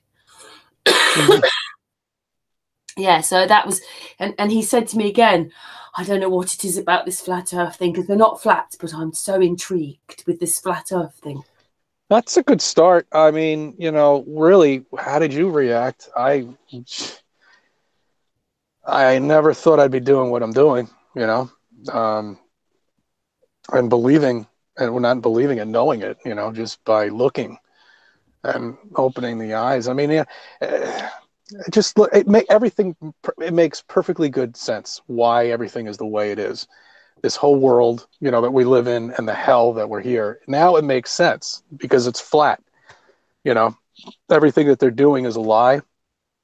And all of Hollywood is just there to corrupt and to make you confused. And I mean, look, half the movies they play, the first thing at the opening is planet Earth. You know, I mean, the conditioning's there. You know, people just don't see it. That had been coming for a while, though, hadn't it? They put that on films for quite a few years, hadn't they? So yeah, ever from the beginning. Because everything's got to be moving round and round, all the star circles in the cameras round and round. Everything's fisheye lens round and round or bent. Yeah, that logo has been like that now for I don't know how many years, 75 years, 80, I don't know, 75th anniversary or something like that for Hollywood, I think. I'm not exactly sure, but they've had that planet, you know, like that there in front, and it's the starting of every movie. It's there. Paramount Pictures, I think it is. Is that Paramount Pictures? I'd like to know what they're really doing, if they can hide up there like Boogeyman reckons that they are doing things up there, and they're kind of tethering themselves to this track system that the sun and the moon go on. Then you think, well, what are they really doing? Because all they're trying to do is break out. Yeah, exactly. I think that's where the money's going. That's what I think. I mean, we live in an impenetrable system. I mean, they already tried to do it. They blew some rockets up there. They tried to blow up the dome. Didn't work. What do you reckon of those noises? Do you reckon? I mean, do you know, one night I thought that I heard it. It was most bizarre. About 4 o'clock in the morning, somebody started chainsawing. It's really weird chainsawing noise, but sounding very much like those weird noises that happen when people hear them. This is about 4 o'clock. Yeah. I've heard weird noises too late at night. It's kind of bizarre, and I recently heard them, but then I found out that they've been doing work on a throughway near me, and they only do it at night. They don't do it's nighttime work that they do. But I've Damn. yeah, no, but I have heard weird noises late at night though, upstate, you know, where it's dead silent in the middle of the night up there. and you're like, what the hell is that? Why am I listening? I shouldn't be hearing anything up here as far as I'm concerned, because no one's building any houses up here or anything. But I've heard unusual things lately, and I've seen unusual things in the sky. I don't know what the hell those things are. That I have no idea. I think they're trying to make portals, do you? And that's what those things are. Because I've seen those noises, and a lot of lightning's happening, a lot of rain's usually happening. And this poor couple, they were quite frightened, and they were actually ringing up like we've got fire and ambulance and police, 911, I suppose, for you. And they're trying to explain, is there an earthquake? What the hell's going on? And there's this whole sort of vibration and noise. And then eventually, when the noise stops, you can hear it's pouring with rain. But you couldn't hear rain because of the noises. And then there's all this lightning going on. And then suddenly there's a bit like a final lightning. And then suddenly the noise stops. Everything changes. All the vibration stops. I mean, what? That's weird. Well, they're definitely, I don't know what CERN's up to. Who knows what the hell they're doing? They say that's opening up portals too. Who knows? I mean, they have something down there we don't understand, and we can't see it. We don't know what the hell they're doing.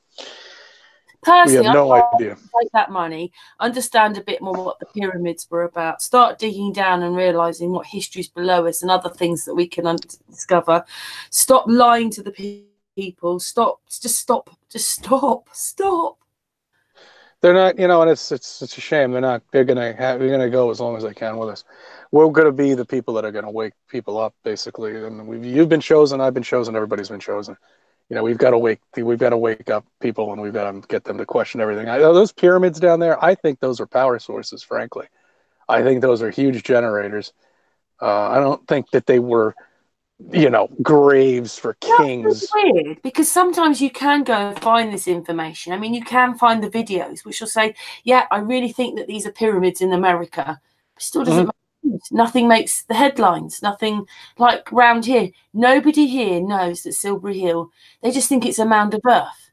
And it's a pyramid. And then someone who's been in it reckons it's probably the oldest one, and it does on the ley lines link up with the Giza pyramids.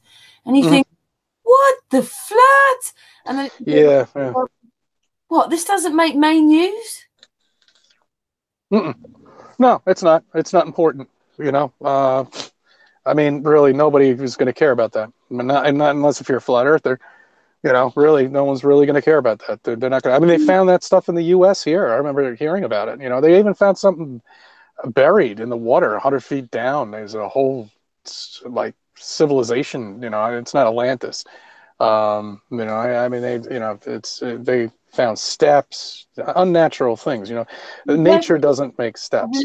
It looks like we've lived underground, but we'll never know whether that was real life. That now a bit like Wise Up tells it, Wise Up channel, but now we've built on top of it, so it looks like it's underground, but it wasn't originally. No, you're right, and that's why people say there's other we're not the first civilization here. There have been others, obviously. I don't. Like a film set, and actually, we're just the next scene. Yeah, and I think we're more advanced, almost in a way, in terms of technology with computers. I think other civilizations were advanced in other things that we don't really understand. So I think each civilization that comes here is an advance in something. We just happen to be the computer generation. The computer civilization, shall we say? We have mastered that, but we still can't understand gravity, and we can't make anything anti-grav because the gravity is not gravity what we think. So, we'll never be able to do anything like that because people think there's a core in the middle of the earth, and that's what creates gravity, and it's not. How can we know that when you don't even have to be a flat earther to realize that we've only? Well, that's what I don't understand. Yeah, I mean, that pisses me off too. That we haven't dug down more than 8 miles. I didn't know that before, flat Earth, because I didn't care. And nobody even ever told me. Did anybody tell you that? No.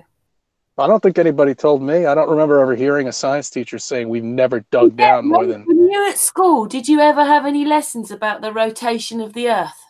Negative. Never. I never remember learning anything like that. How far we dug down, rotation of the Earth. I do remember them teaching the speed of sound, and the speed of light, and the planets. That's it.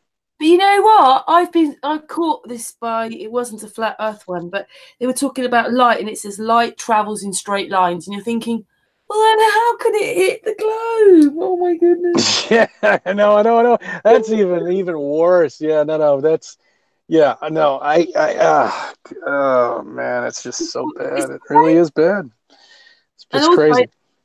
this guy called Steve Mansfield, he's on Facebook, but he made this little video about explaining how we would have to travel if we went, say, from like North America down to South America. We'd have to sort of go out and then spiral down. Mhm. Spiral Oh down. man. Would you ever do Well, that? hey, technically, if we were moving the way we are, I could be in your country just by hovering around in a helicopter. A Yeah, few okay. hundred. Okay, you can pick me up in about 10 minutes. Yeah. I'll be over there in like 2 hours. The way the rate the Earth is moving, just sit up there and wait for you to come by. You should Mary be by. Poppins. Put my Yeah, umbrella up, and that's it. And go, hi, Cece, I've come for a coffee. yeah. Come on in. And it takes it. Take. Yeah. I mean, come on. That is just so obvious. And that's where the Coriolis effect comes in. And then the scientists have thrown that out now. Now they say that doesn't exist anymore. So I mean, that should be so obvious to people, and it's not. We're not moving. We're not. You were on a stationary freaking plane here. You're just not. Nothing's moving. It's stationary for sure, which means we're not a planet. Nope. If we're stationary and we're not moving, how could we be a planet? How could Oh, that be? How is it that the moon is facing us, one side of it, and and all the satellites that are out there on other moons that are on other planets, none of them ever do that. oh yeah. We have, Don't forget, the moons go round Jupiter, don't they? They show that supposedly things going round things, and yet the yeah, moon is the only one that doesn't go round. Like it just has the same face. That's what I mean. yeah. No, it doesn't move, and we just happen to have the only one that does that. That's such. I mean, come on. It just screams out, lies, flat Earth. All you got to do is just look around, and once you wake up, you see all of it. There's no way anything could do that. You know, I remember before flat Earth, I was really into Mars. I was really into the moon Phoebus. I think it was, if I remember correctly. It's the size of it's in the shape of uh, looks like a I don't know. You want to call it a potato? It's basically what it looks like. But I remember right at the beginning of flat Earth for me, I was kind of into that and moon bases too. But yeah, that's where the lies ended for me. Right around that, they thought that, and also the moon. The moon. I remember coming across that's artificial, that's fake. It's actually really from an alien civilization that left it there for us. I know. I just, when I realised, I just, especially if you get a daytime moon, and you're thinking, but I can see the craters with my. You could see the craters. It should be black. You shouldn't see it in a blue background. I mean, come on. I mean, Jesus, it's just the daytime moon is so obvious. I mean, it's just incredible. How can it actually be higher than the blue sky if it's in the blue sky? And that's the other thing with the sun is though. The high altitude balloons do show the sun in the black, and the sun is lighting the black up. Yeah, I remember hearing about that. Yeah, It's it's crazy, isn't it? yeah, no, it is. I mean, if you really look at it that way, yeah, absolutely. I mean, it's bizarre. All the answers are up there. That's what they are. And the sun is a big thing. Once we figure out the sun, that's going to be the flat Earth turning point, I think. Maybe Um, everybody should concentrate on the sun or the moon, like something that's there. Because I don't know how you do it. I flew through the sun. yeah, no. I agree with you on that because that really should be concentrated on. Those are the two biggest things up there.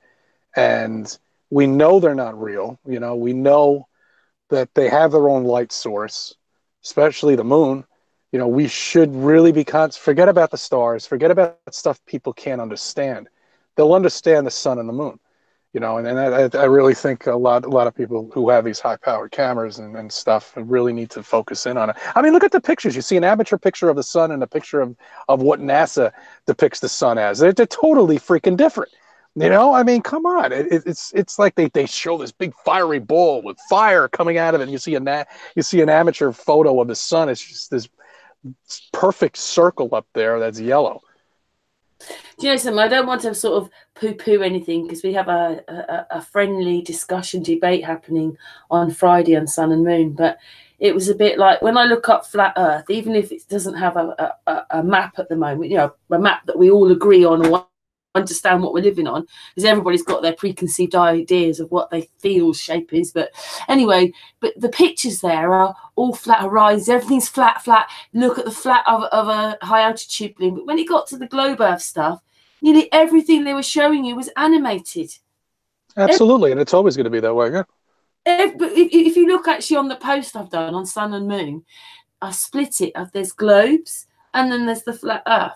The flat Earth's all about pictures and proof, and the globes is just about animation.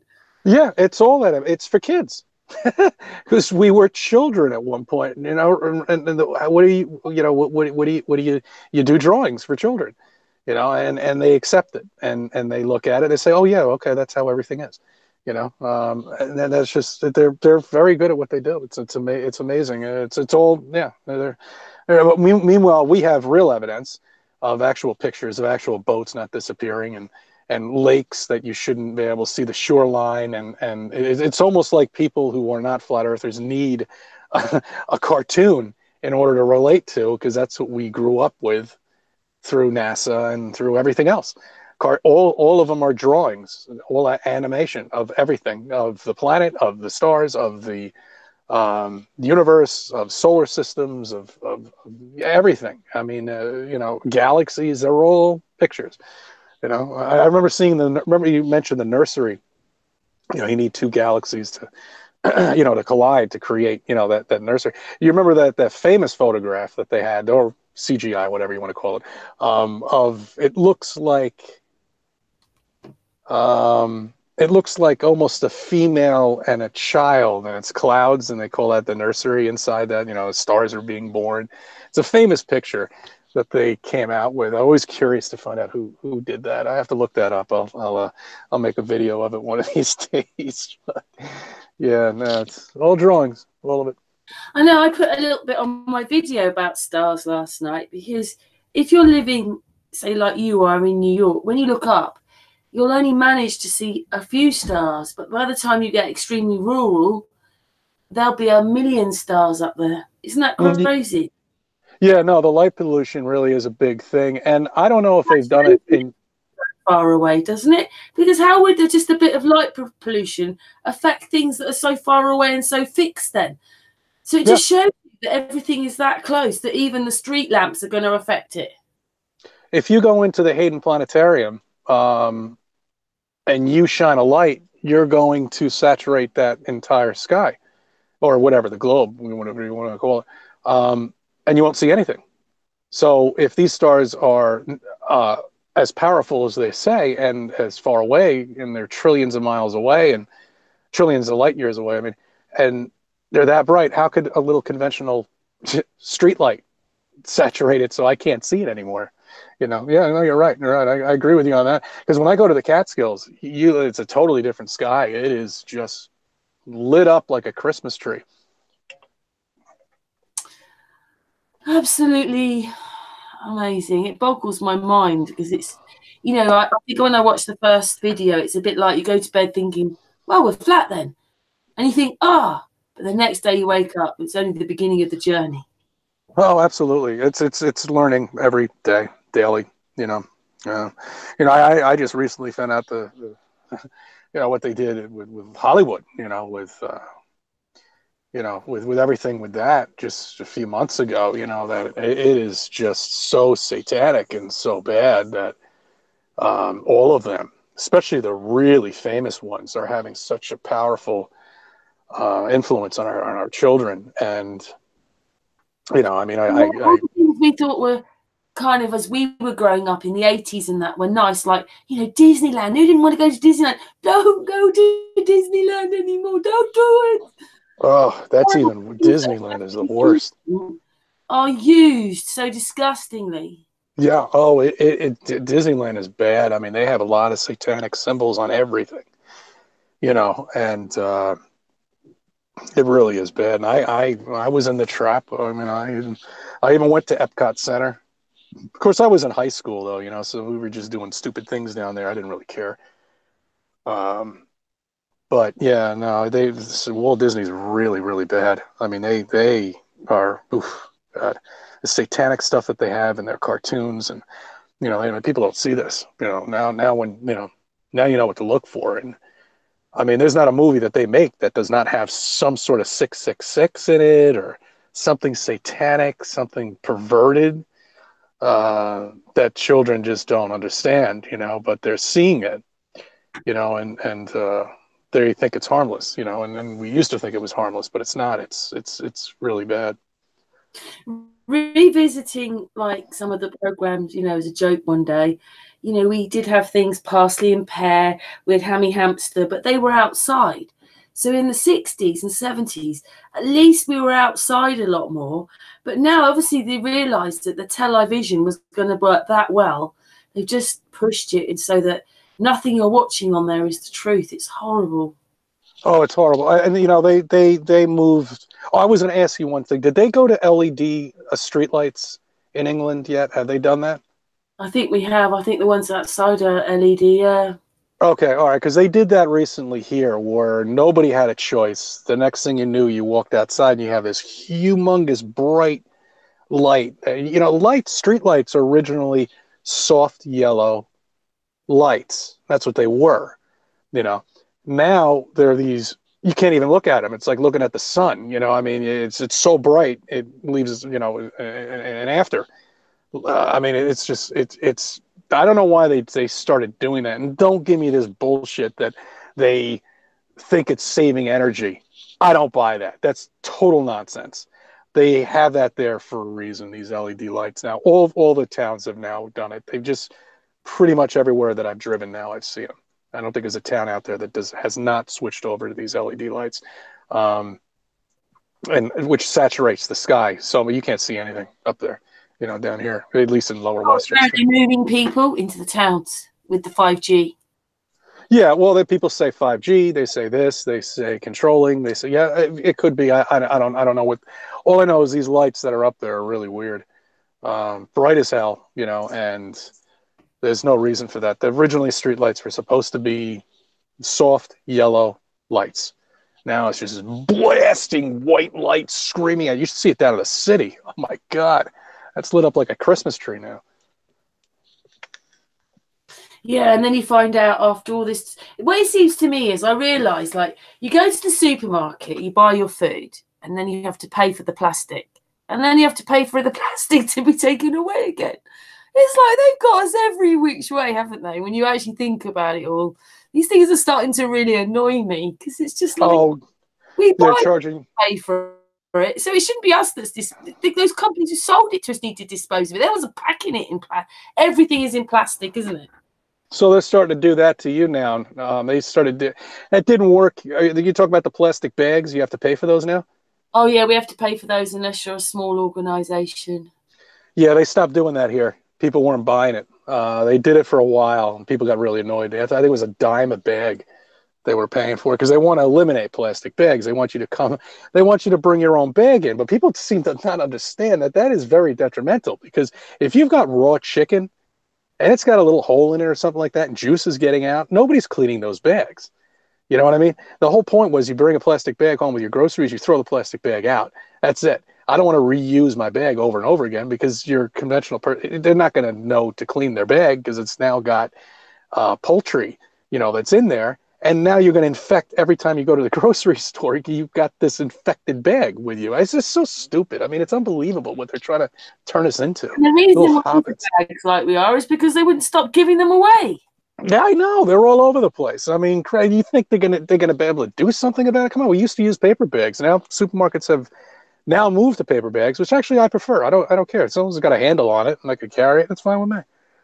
You know, they're trying to go to paper, and paper's good. It's good to throw it in like a, you know, It's garbage. all about trees being chopped down. So they said that that's why they've gone to plastic. But I don't want the trees chopped down. I mean, maybe you can make paper out of bamboo and stuff like that. You can do it differently without chopping all the trees down. But paper's much better, isn't it? Because it's biodegradable. It's biodegradable. They're also making recyclable paper now, so it's a lot. It's not as strong as the paper, you know, the regular paper, conventional one, but Like that, but it's still little shades of plastic, isn't it? All sort of breaking up, and you know that's going to go into the ground. There's still going to be bits of plastic, isn't there?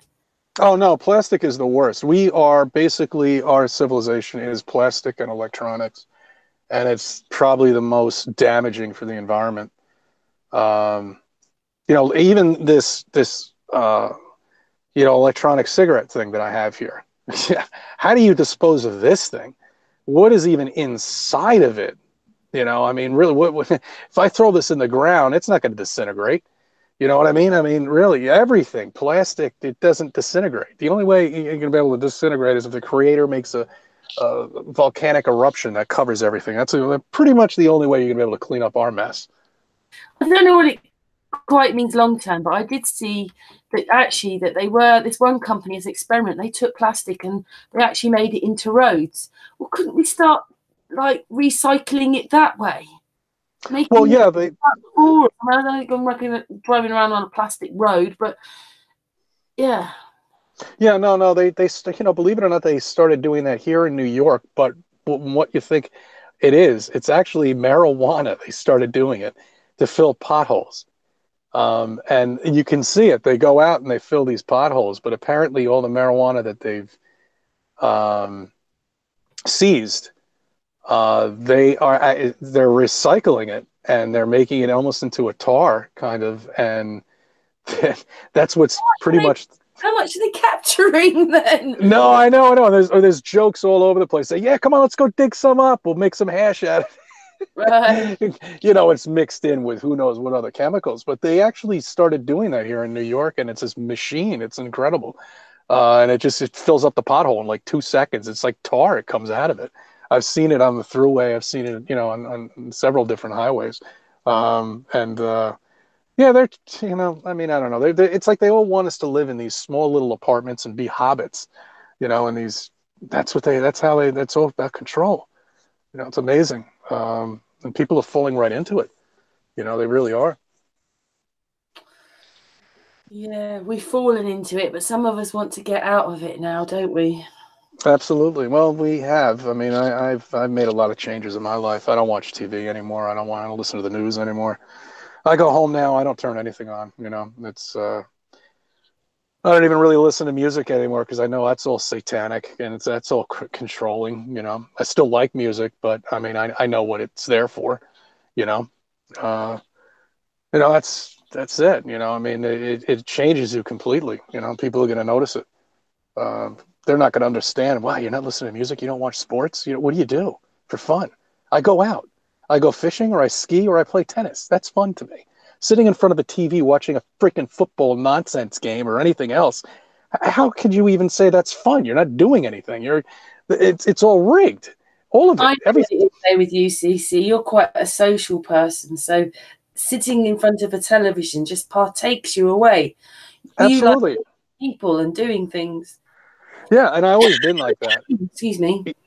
You know, and I've always been like that. I remember my friends, you know, when I used to have people over, you know, on like on the weekends, every single TV would be on, but we wouldn't be watching any of them. No, that stopped us all talking because now, you know, I'm just the same. I'm sorry, I'm the same. You know, we don't sit in with a table and eat. Now we sit watching the television and eat. The television's on. The people aren't talking anymore because we're all watching drama on the television. Yeah. Yeah, I mean, you know, my daughter is getting out of that. She started for a couple of months there being glued to the TV and also the electronics that she has. And what really annoys me is when people that are, you know, not related to us buy gifts for my daughter, electronics. I don't want Apple items in my house. You know what I mean? I don't want an Apple phone in there for my daughter. You know, she doesn't, she's not old enough. You know, I mean, these are things you don't buy kids that are not yours. I tell you something, my children are quite strict with their children. That's what it looks like, much more than me. I wanted my children to be themselves, and they're not allowed to have this. They're not allowed. But my granddaughter of 2 and my granddaughter of 4 know how to use an iPhone. No doubt. I see 5-year-olds with them. I see 4-year-olds with them. It's an electronic babysitter, basically. The 2-year-old doesn't know how to ring and that, but she knows how to flick all the pictures, and it's amazing. She goes through my photo album. She's 2 on my phone. Yeah, well, they know more about that phone than you do, and they learn very quickly. It's amazing. Hey, look, I give her stuff when she, you know, and we're strict on the amount of time that she's allowed to use it. It's very addictive. It's amazing. You take an iPhone or any phone out of somebody's hand, they are going to tear you apart. Especially the millennials. Forget them. You can't get them away from their electronics, their phones, their smartphones, or anything. They're the worst. That is the worst generation as far as I'm concerned. That is the most. That's the one that really needs to be worked on, because that is a generation that could really change what's going on, and that's probably why they concentrated on them. I mean, all of their ads are geared to millennials now. You know, you can just tell with the commercials. You know, they're not. The market is the millennials, and that's the most asleep, I think, at least here in this country. And it really needs to be changed. It's an important generation to wake up that really, you know, will wake up and be able to stand up in their classroom and say, F you, professor, everything you're teaching is complete horseshit. You know, I mean, bottom line, that's what it is. Well, I think the television really has sort of taken a part of childhood away. And once they get into that, even my own daughter, I was the same, you know, we were the same a bit, but it's just about trying to make children into adults at about the age of 8. Yeah, I remember one movie I saw when I was a kid. Yeah, it does change. Your daughter, you want her to have her innocence for as long as she can, in a way. That's what you're saying, isn't it? Yeah, and I also don't want her to become a couch potato, and I don't want her to become a slave of iPhones and smartphones and all that. And, you know, we didn't have any of that when we were growing up. There's no reason for them to have it, because it changes their lives. They become addicted to this stuff where they just lock themselves in their room and that's all they use. You know, and that's you know, we're losing a generation of kids that just text. They don't speak to each other anymore. They just text. That's, you know, relationships are revolved around texting. You know, I mean, how inhuman is that? It is really, but it's the norm for today, isn't it? Yeah, well, we've allowed it, you know, and it wasn't like that. I remember when they first came out with a personal computer, people hated it. They're like, who the hell wants one of those things in their house? Now, you can't, there's not a house that doesn't have one. I hate these things, but it's one way that we can communicate, unfortunately, isn't it? When we don't live on the same piece of land. Well, we know how to use it, you know, to our advantage, you know, because if it wasn't for this stuff, I wouldn't have any friends. You know, I wouldn't be able to met anybody at all. I would have never met you. I would have never met anybody, you know, in this journey of flat Earth, you know, if it wasn't for this technology. So I'm for it. I'm against it in the way where I think our children are being corrupt with it. You know, it's just a mind control for them. I think it's a bit about money. Maybe money would have been all right, but unfortunately, money's the most important thing. If you haven't got money, you've got nothing. And they've made money the most important thing, when actually it was the people that were the most important, and money was money. But it isn't. Money's everything now, and that's the problem, isn't it? It's those kind of things. Yeah. Oh well, if it wasn't for us, these billionaires wouldn't be as rich as they are. They need us, you know. But the thing is there's a lot more of us than there are of them. They might be running the world, but we are the ones who are actually running the world. They're just sitting by collecting. We're the ones running around working, you know, paying our bills, and while they're just running the whole world, you know. It's amazing. But you know, hey, look, do we need a revolution? Absolutely. You know, is this gonna turn into one? Possibly, yeah. It's flat. Yeah, I know, really. I mean, it comes down to that.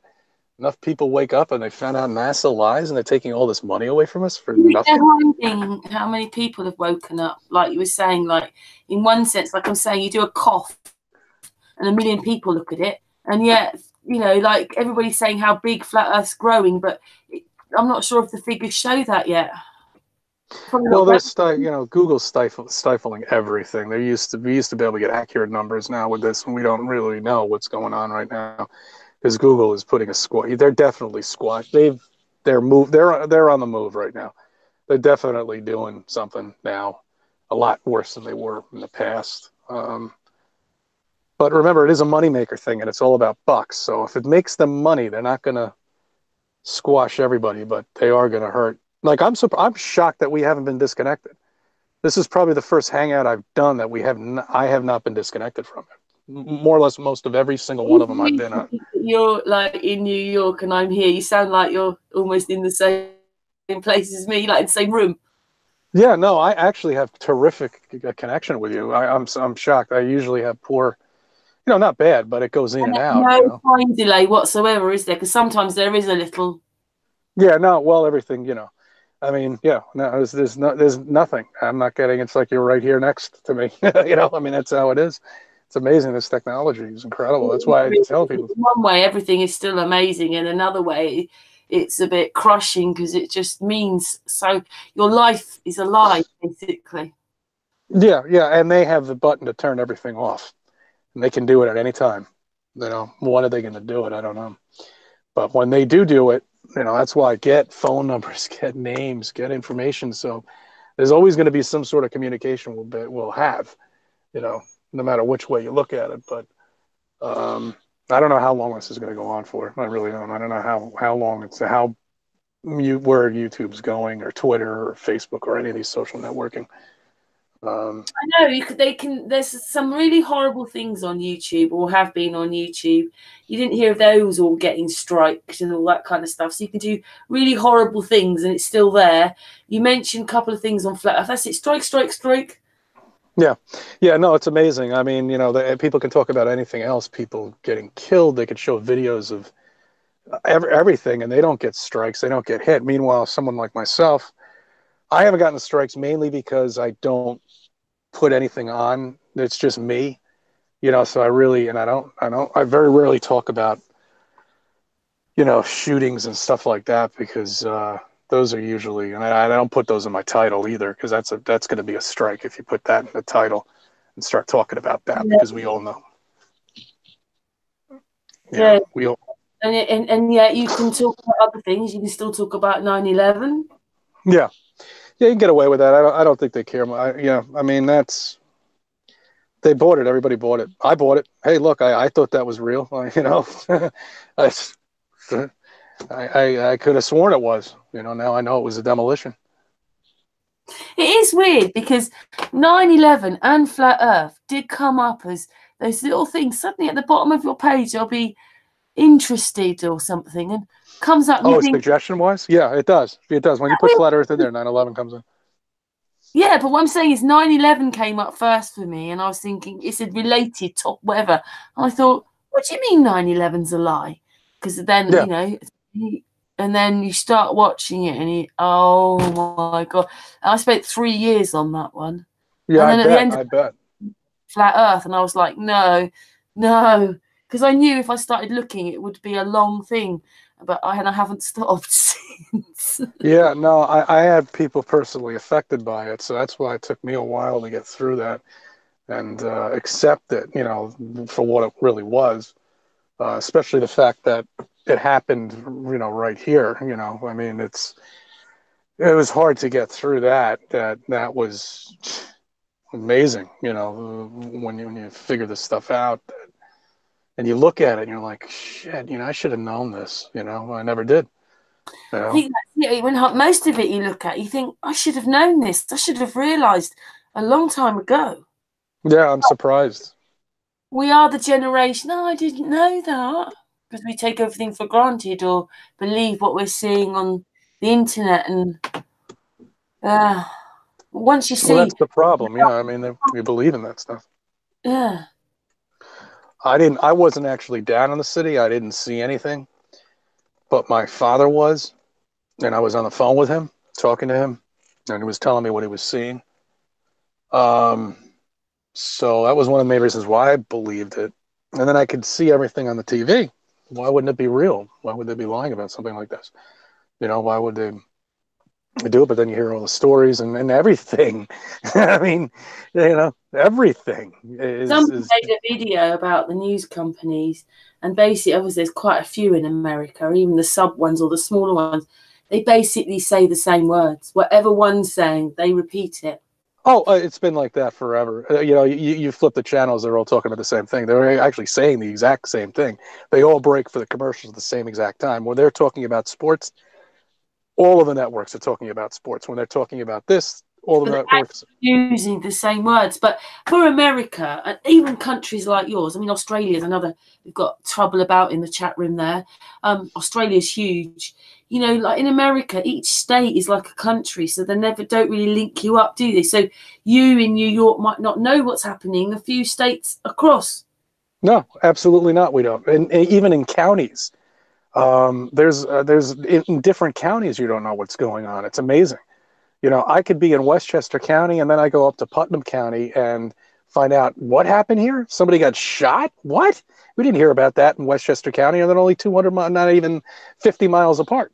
You know, it's like a whole different story, but the media is all the A same. good way of masking it so that nobody will ever know the real truth and what's going on, because they just say different, you know, they just partake you away from each other all the time. Yeah, absolutely. And that I've seen that a lot. Just not too far away from me, about an hour up, is it's Orange County. And you know what goes on up there, they don't know what's going on down here, just as much as we don't know what's going on up there. You know, unless if it's something really major. But you know, if it's the fire. It Yeah, is fake, but the UK does have almost this 24-hour news. I mean, I think the BBC were the ones that started it, but of course, yeah, Sky News, we get Sky. So in a sense, even if it's all lies, they'll tell you what's happening across the plane. You know, we get to know what's happening. yeah. I'm not saying they say all of it, but generally, there's America, Russia, and you know, there's certain places where you can see what's going. Well, no, you're not really seeing what's going on because it's all lies, but they're looking like putting that world in there. Yeah, and yeah, they've been professionals at doing that. Absolutely. I mean, yeah, no, they'll give you little bits of information of like what's going on in my country, and very rarely do I ever hear what's going on over there. You know, unless if it has something to do with, you know, I mean, you don't hear much of anything at all. You know, really. And The no, news but that. isn't very nice anyway, is it? Well, I'm sorry. The news isn't very nice anyway. No, no, they're not.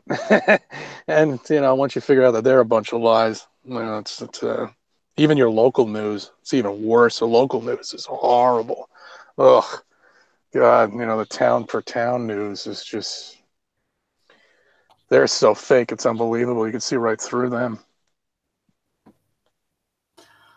Oh, mind you, I suppose even being able with the internet, we've been able to communicate things with each other. That bit's good, isn't it? Because obviously spreading the word between us. You know, maybe most of our chat room have heard what we've been talking about, but maybe there's some new people will hear it on a, you know, seeing this later or something, and you just hope Well, that someone passes gets out.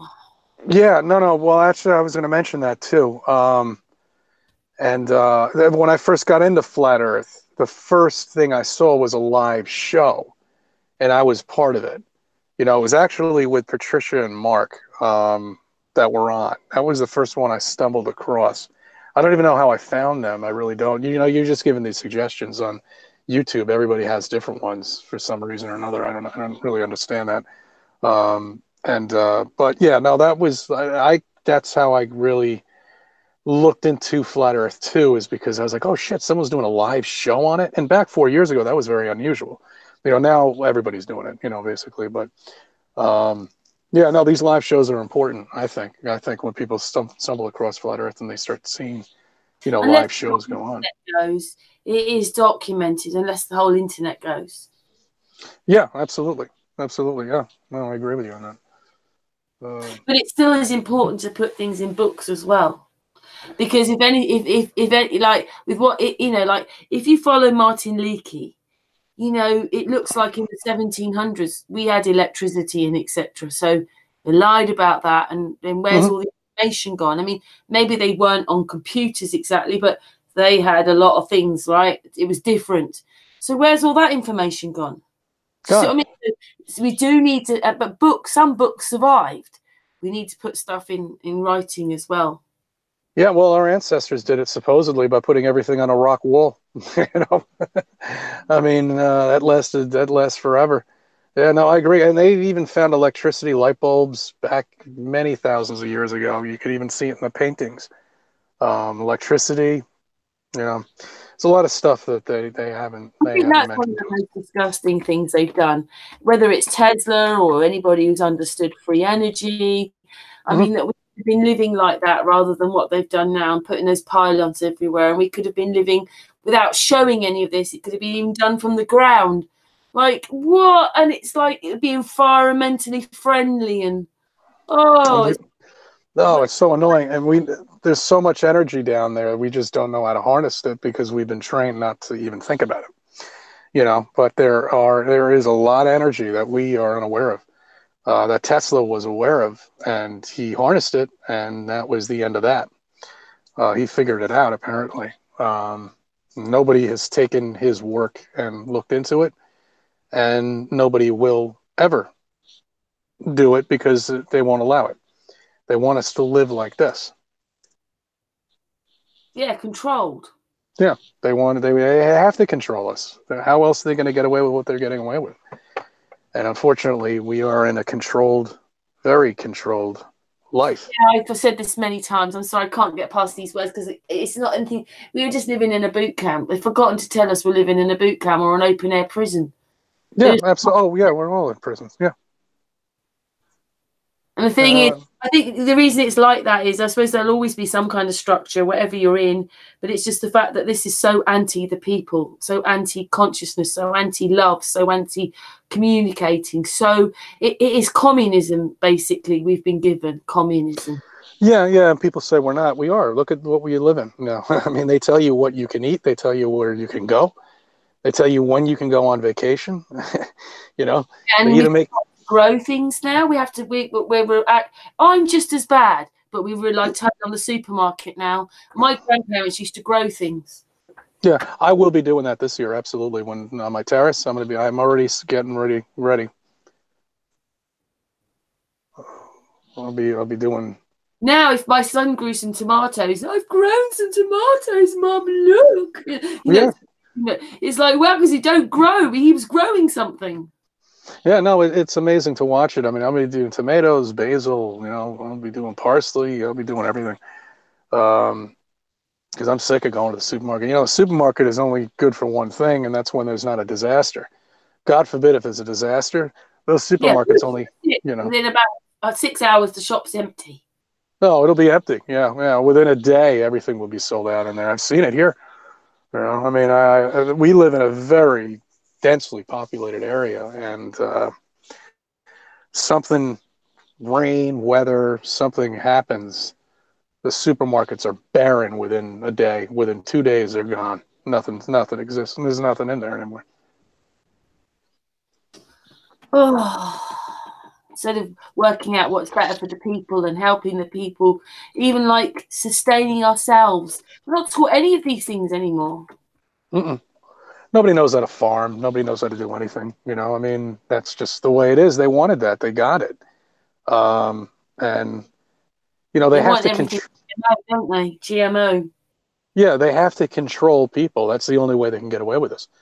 And the only way they can do it is the system that we're in, and have people fall for it, where they don't know anything else better. That's it. You work, you make money, you have a family, you buy a house, and then you retire, and then you die. That's it. And it's worked for many generations. Great system. Oh, dearie me.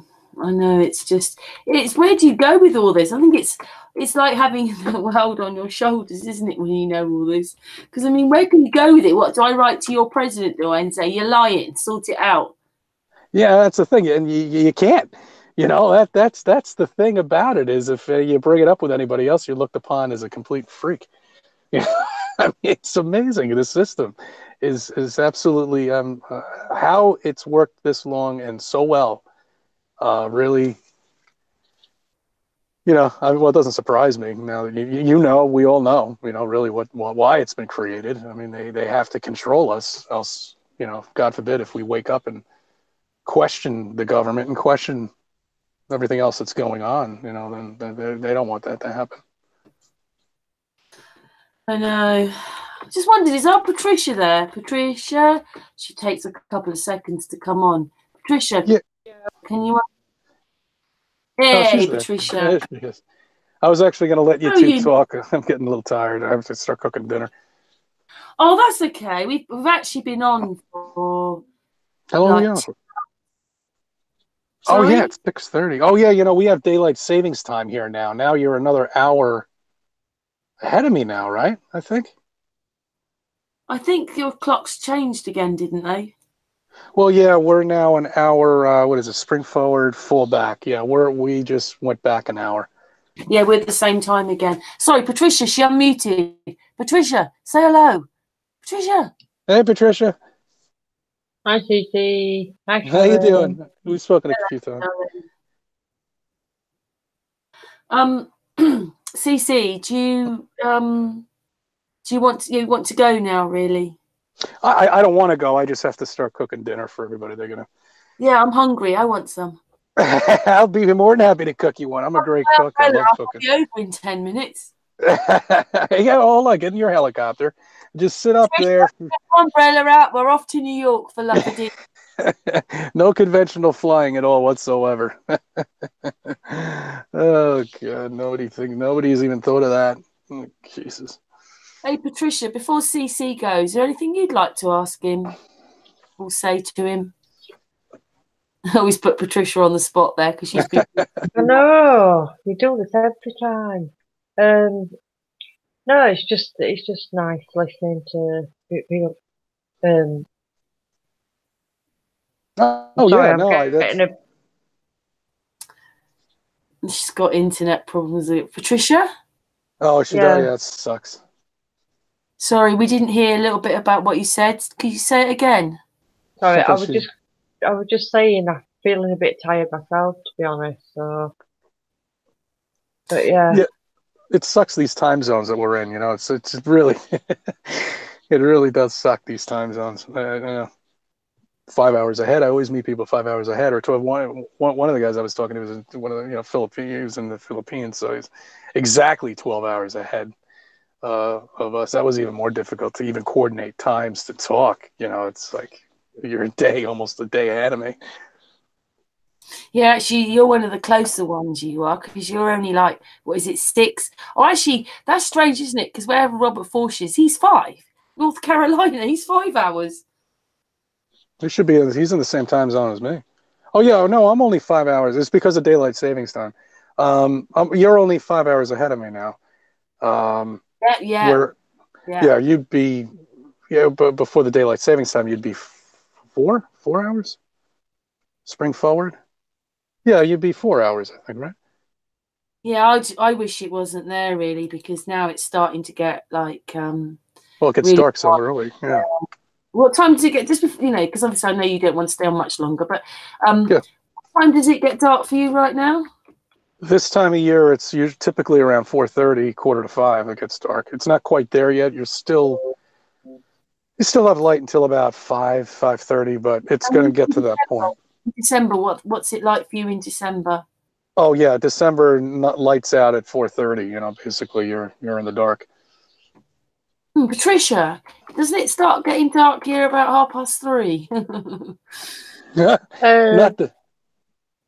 About 3, 4-ish. I was just thinking, my daughter's in New Zealand and she's 13 hours ahead, and like if she rings me on a night, is it on a night? No, she rings me on the morning, it's night there. And you're like, what day though? And it's just, I just can't get my head around these time zones. I just think they're stupid. Yeah, no, they Really always have do. been, especially the daylight savings time. We're the only country who does it. And originally, the only reason why they did it is back in the 1800s were for farmers. That was the only reason why they even implemented that, and they never took it away. They've been talking about taking it away for years. As a matter of fact, I think there's a couple states that don't even acknowledge it anymore in the U.S. that are just Well, a throwing lot it of out the window. research, a lot of those time savings came in the 1960s. It was to help the ball, but it's not clear what you think it is. The day and night, the day and time, they're all to make people shop more. Yeah, absolutely. Shopping and for the kids coming out of school. You know, I mean, that's what they claim. But yeah, no, it's I'm sure it has something to do about money, absolutely. But everybody hates it here. It really screws you up. It's only an hour, but it throws everybody off. I mean, in the summer it's different because you go ahead, but you know, it does throw everybody off. The next day when they do the time change, you can tell. You know, it's only an hour. I never really understood why we're the only country that does it. Nobody else follows it. So you get sort of very similar nighttime, daytime, summer, winter as we do.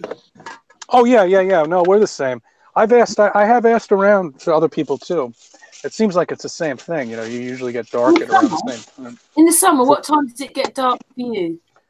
Oh, in the summer you got great light until about 8:30, 9 o'clock. You know, here. CC, we don't get dark till 10:30, 11 o'clock in the summer. Really? I didn't know that. Yeah, no, we're dark. We're, you know, 9:15 is usually the latest. But in the winter, like Patricia says, 3:00, 4 o'clock, it's getting dark. Like December, like leading up to Christmas, it'll be. It gets dark that early there. That I didn't know. I wasn't aware of that. You see what difference we get?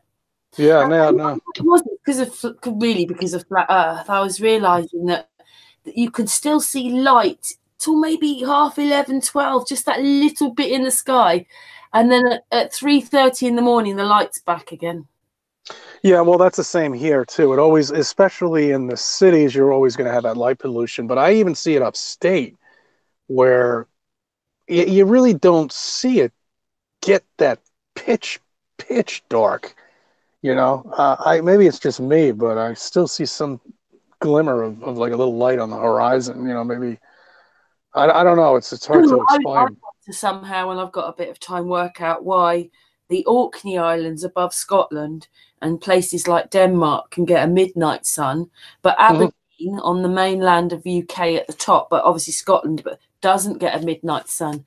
How they're not that far apart, the Orkney Islands to well, they may be a few hundred miles or whatever, but 300, whatever it is, but they're not like from here to America. Yeah, it changes drastically. Yeah, it shouldn't. If you lived on a globe bottle, yeah, no, it shouldn't. Island, aren't we? Look at the size of you compared to us. Yeah, we don't even know what the exact size is of our countries either. I mean, we have no idea, because if one thing's a lie, why isn't everything else? You know, I don't think they're. I mean, actually, England's much bigger than America. yeah. Well, that's what they say. You know, they're also, you know, then you have that internet thing that Australia doesn't exist. You know, I mean, you know, these are things to make us look like idiots. But yeah, Dave Marsh. Hello, Dave Marsh. Welcome back to the UK from the conference. He says it all depends on the latitude. Yeah, absolutely. He's right. Yeah. But we did prove one thing when we were on a hangout once. What it was is we just went on really late at night. But what it was is because obviously California is so far behind us that basically it was about 7:30 in the morning here, and maybe 8 o'clock, whatever it was, on the Sunday.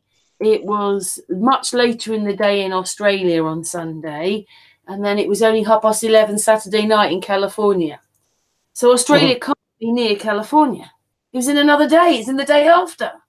Yeah, I forget how many hours they are ahead of us. We debunked the concave map on sun and moon. That's excellent. Yeah, that's a good point. Absolutely. Yeah. I remember Dean Marble did an experiment with somebody too, with his son.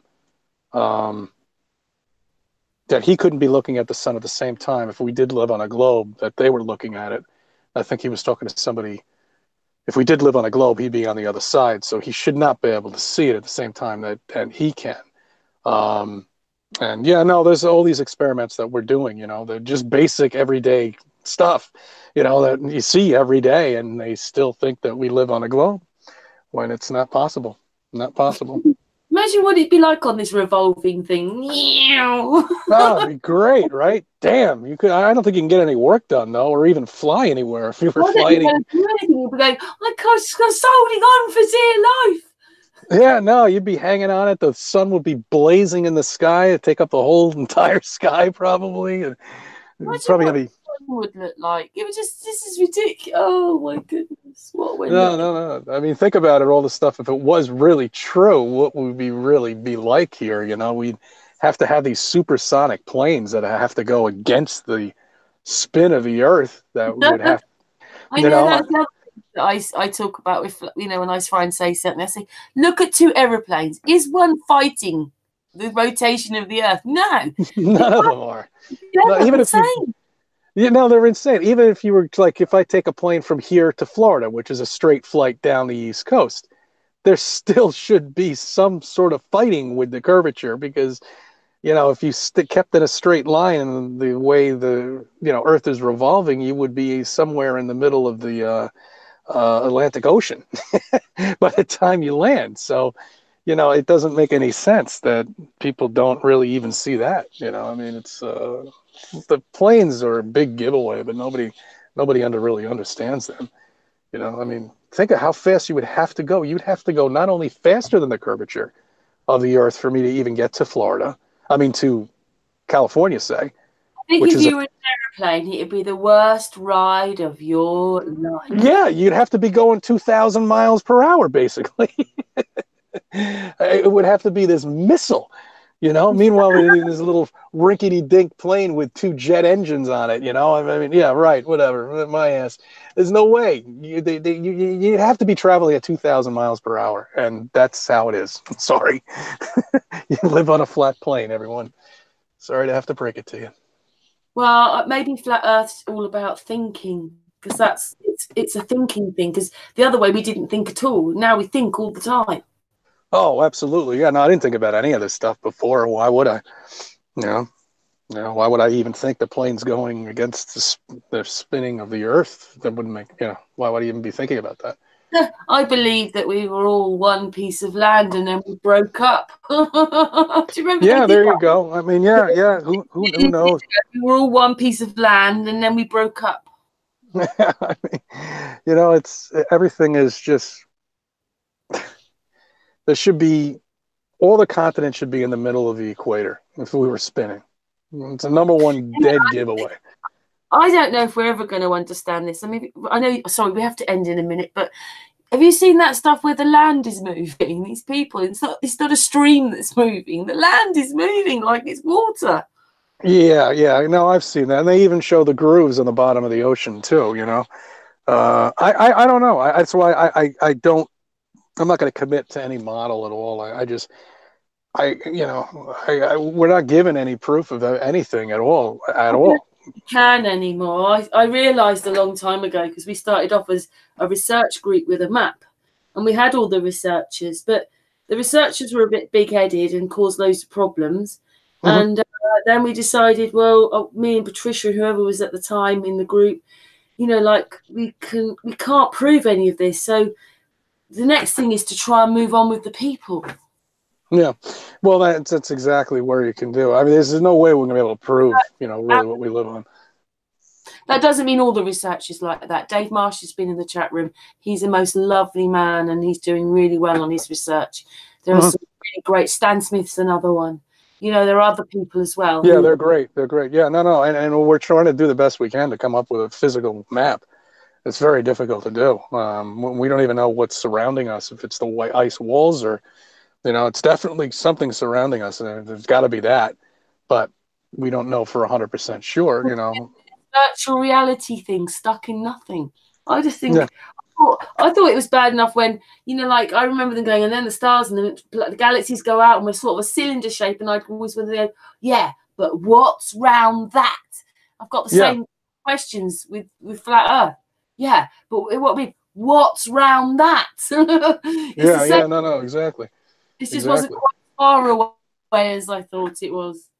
Yeah, no. I mean, it definitely, it proves that we're definitely surrounded by, it seems like we're definitely surrounded by ice walls. There's no doubt about that. But, how far do they go?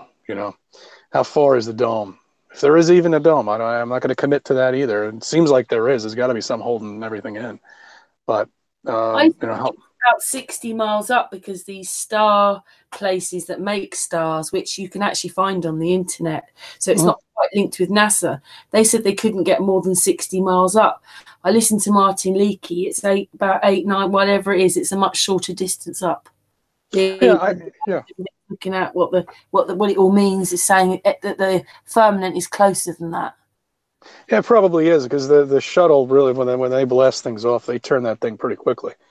So there's definitely something up there that they're going to hit, and that makes a pretty quick turn to a point where we can see it here on the flat plane here. We can see that thing turn, and so it's close. Definitely, they are moving it, so we don't see it actually smash into something and make it disappear into the blue yonder, into the ocean. Bye-bye. If it is only so many miles up, then we're living in a very small corridor here of life. Well, yeah, I mean, we were meant to figure this out. Eventually, we were going to get the technology to go up there. Maybe trying to get places like Everest then. If you imagine, I know Everest is the peak of that's like maybe 5 miles up, but if you were thinking 60, I used to think, well, why is it so cold there? If it's only 8 miles up, then no wonder.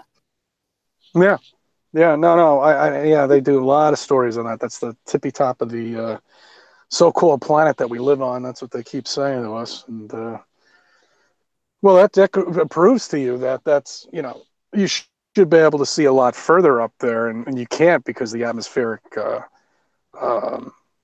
difficulties with the atmosphere, that there's just so far you can see.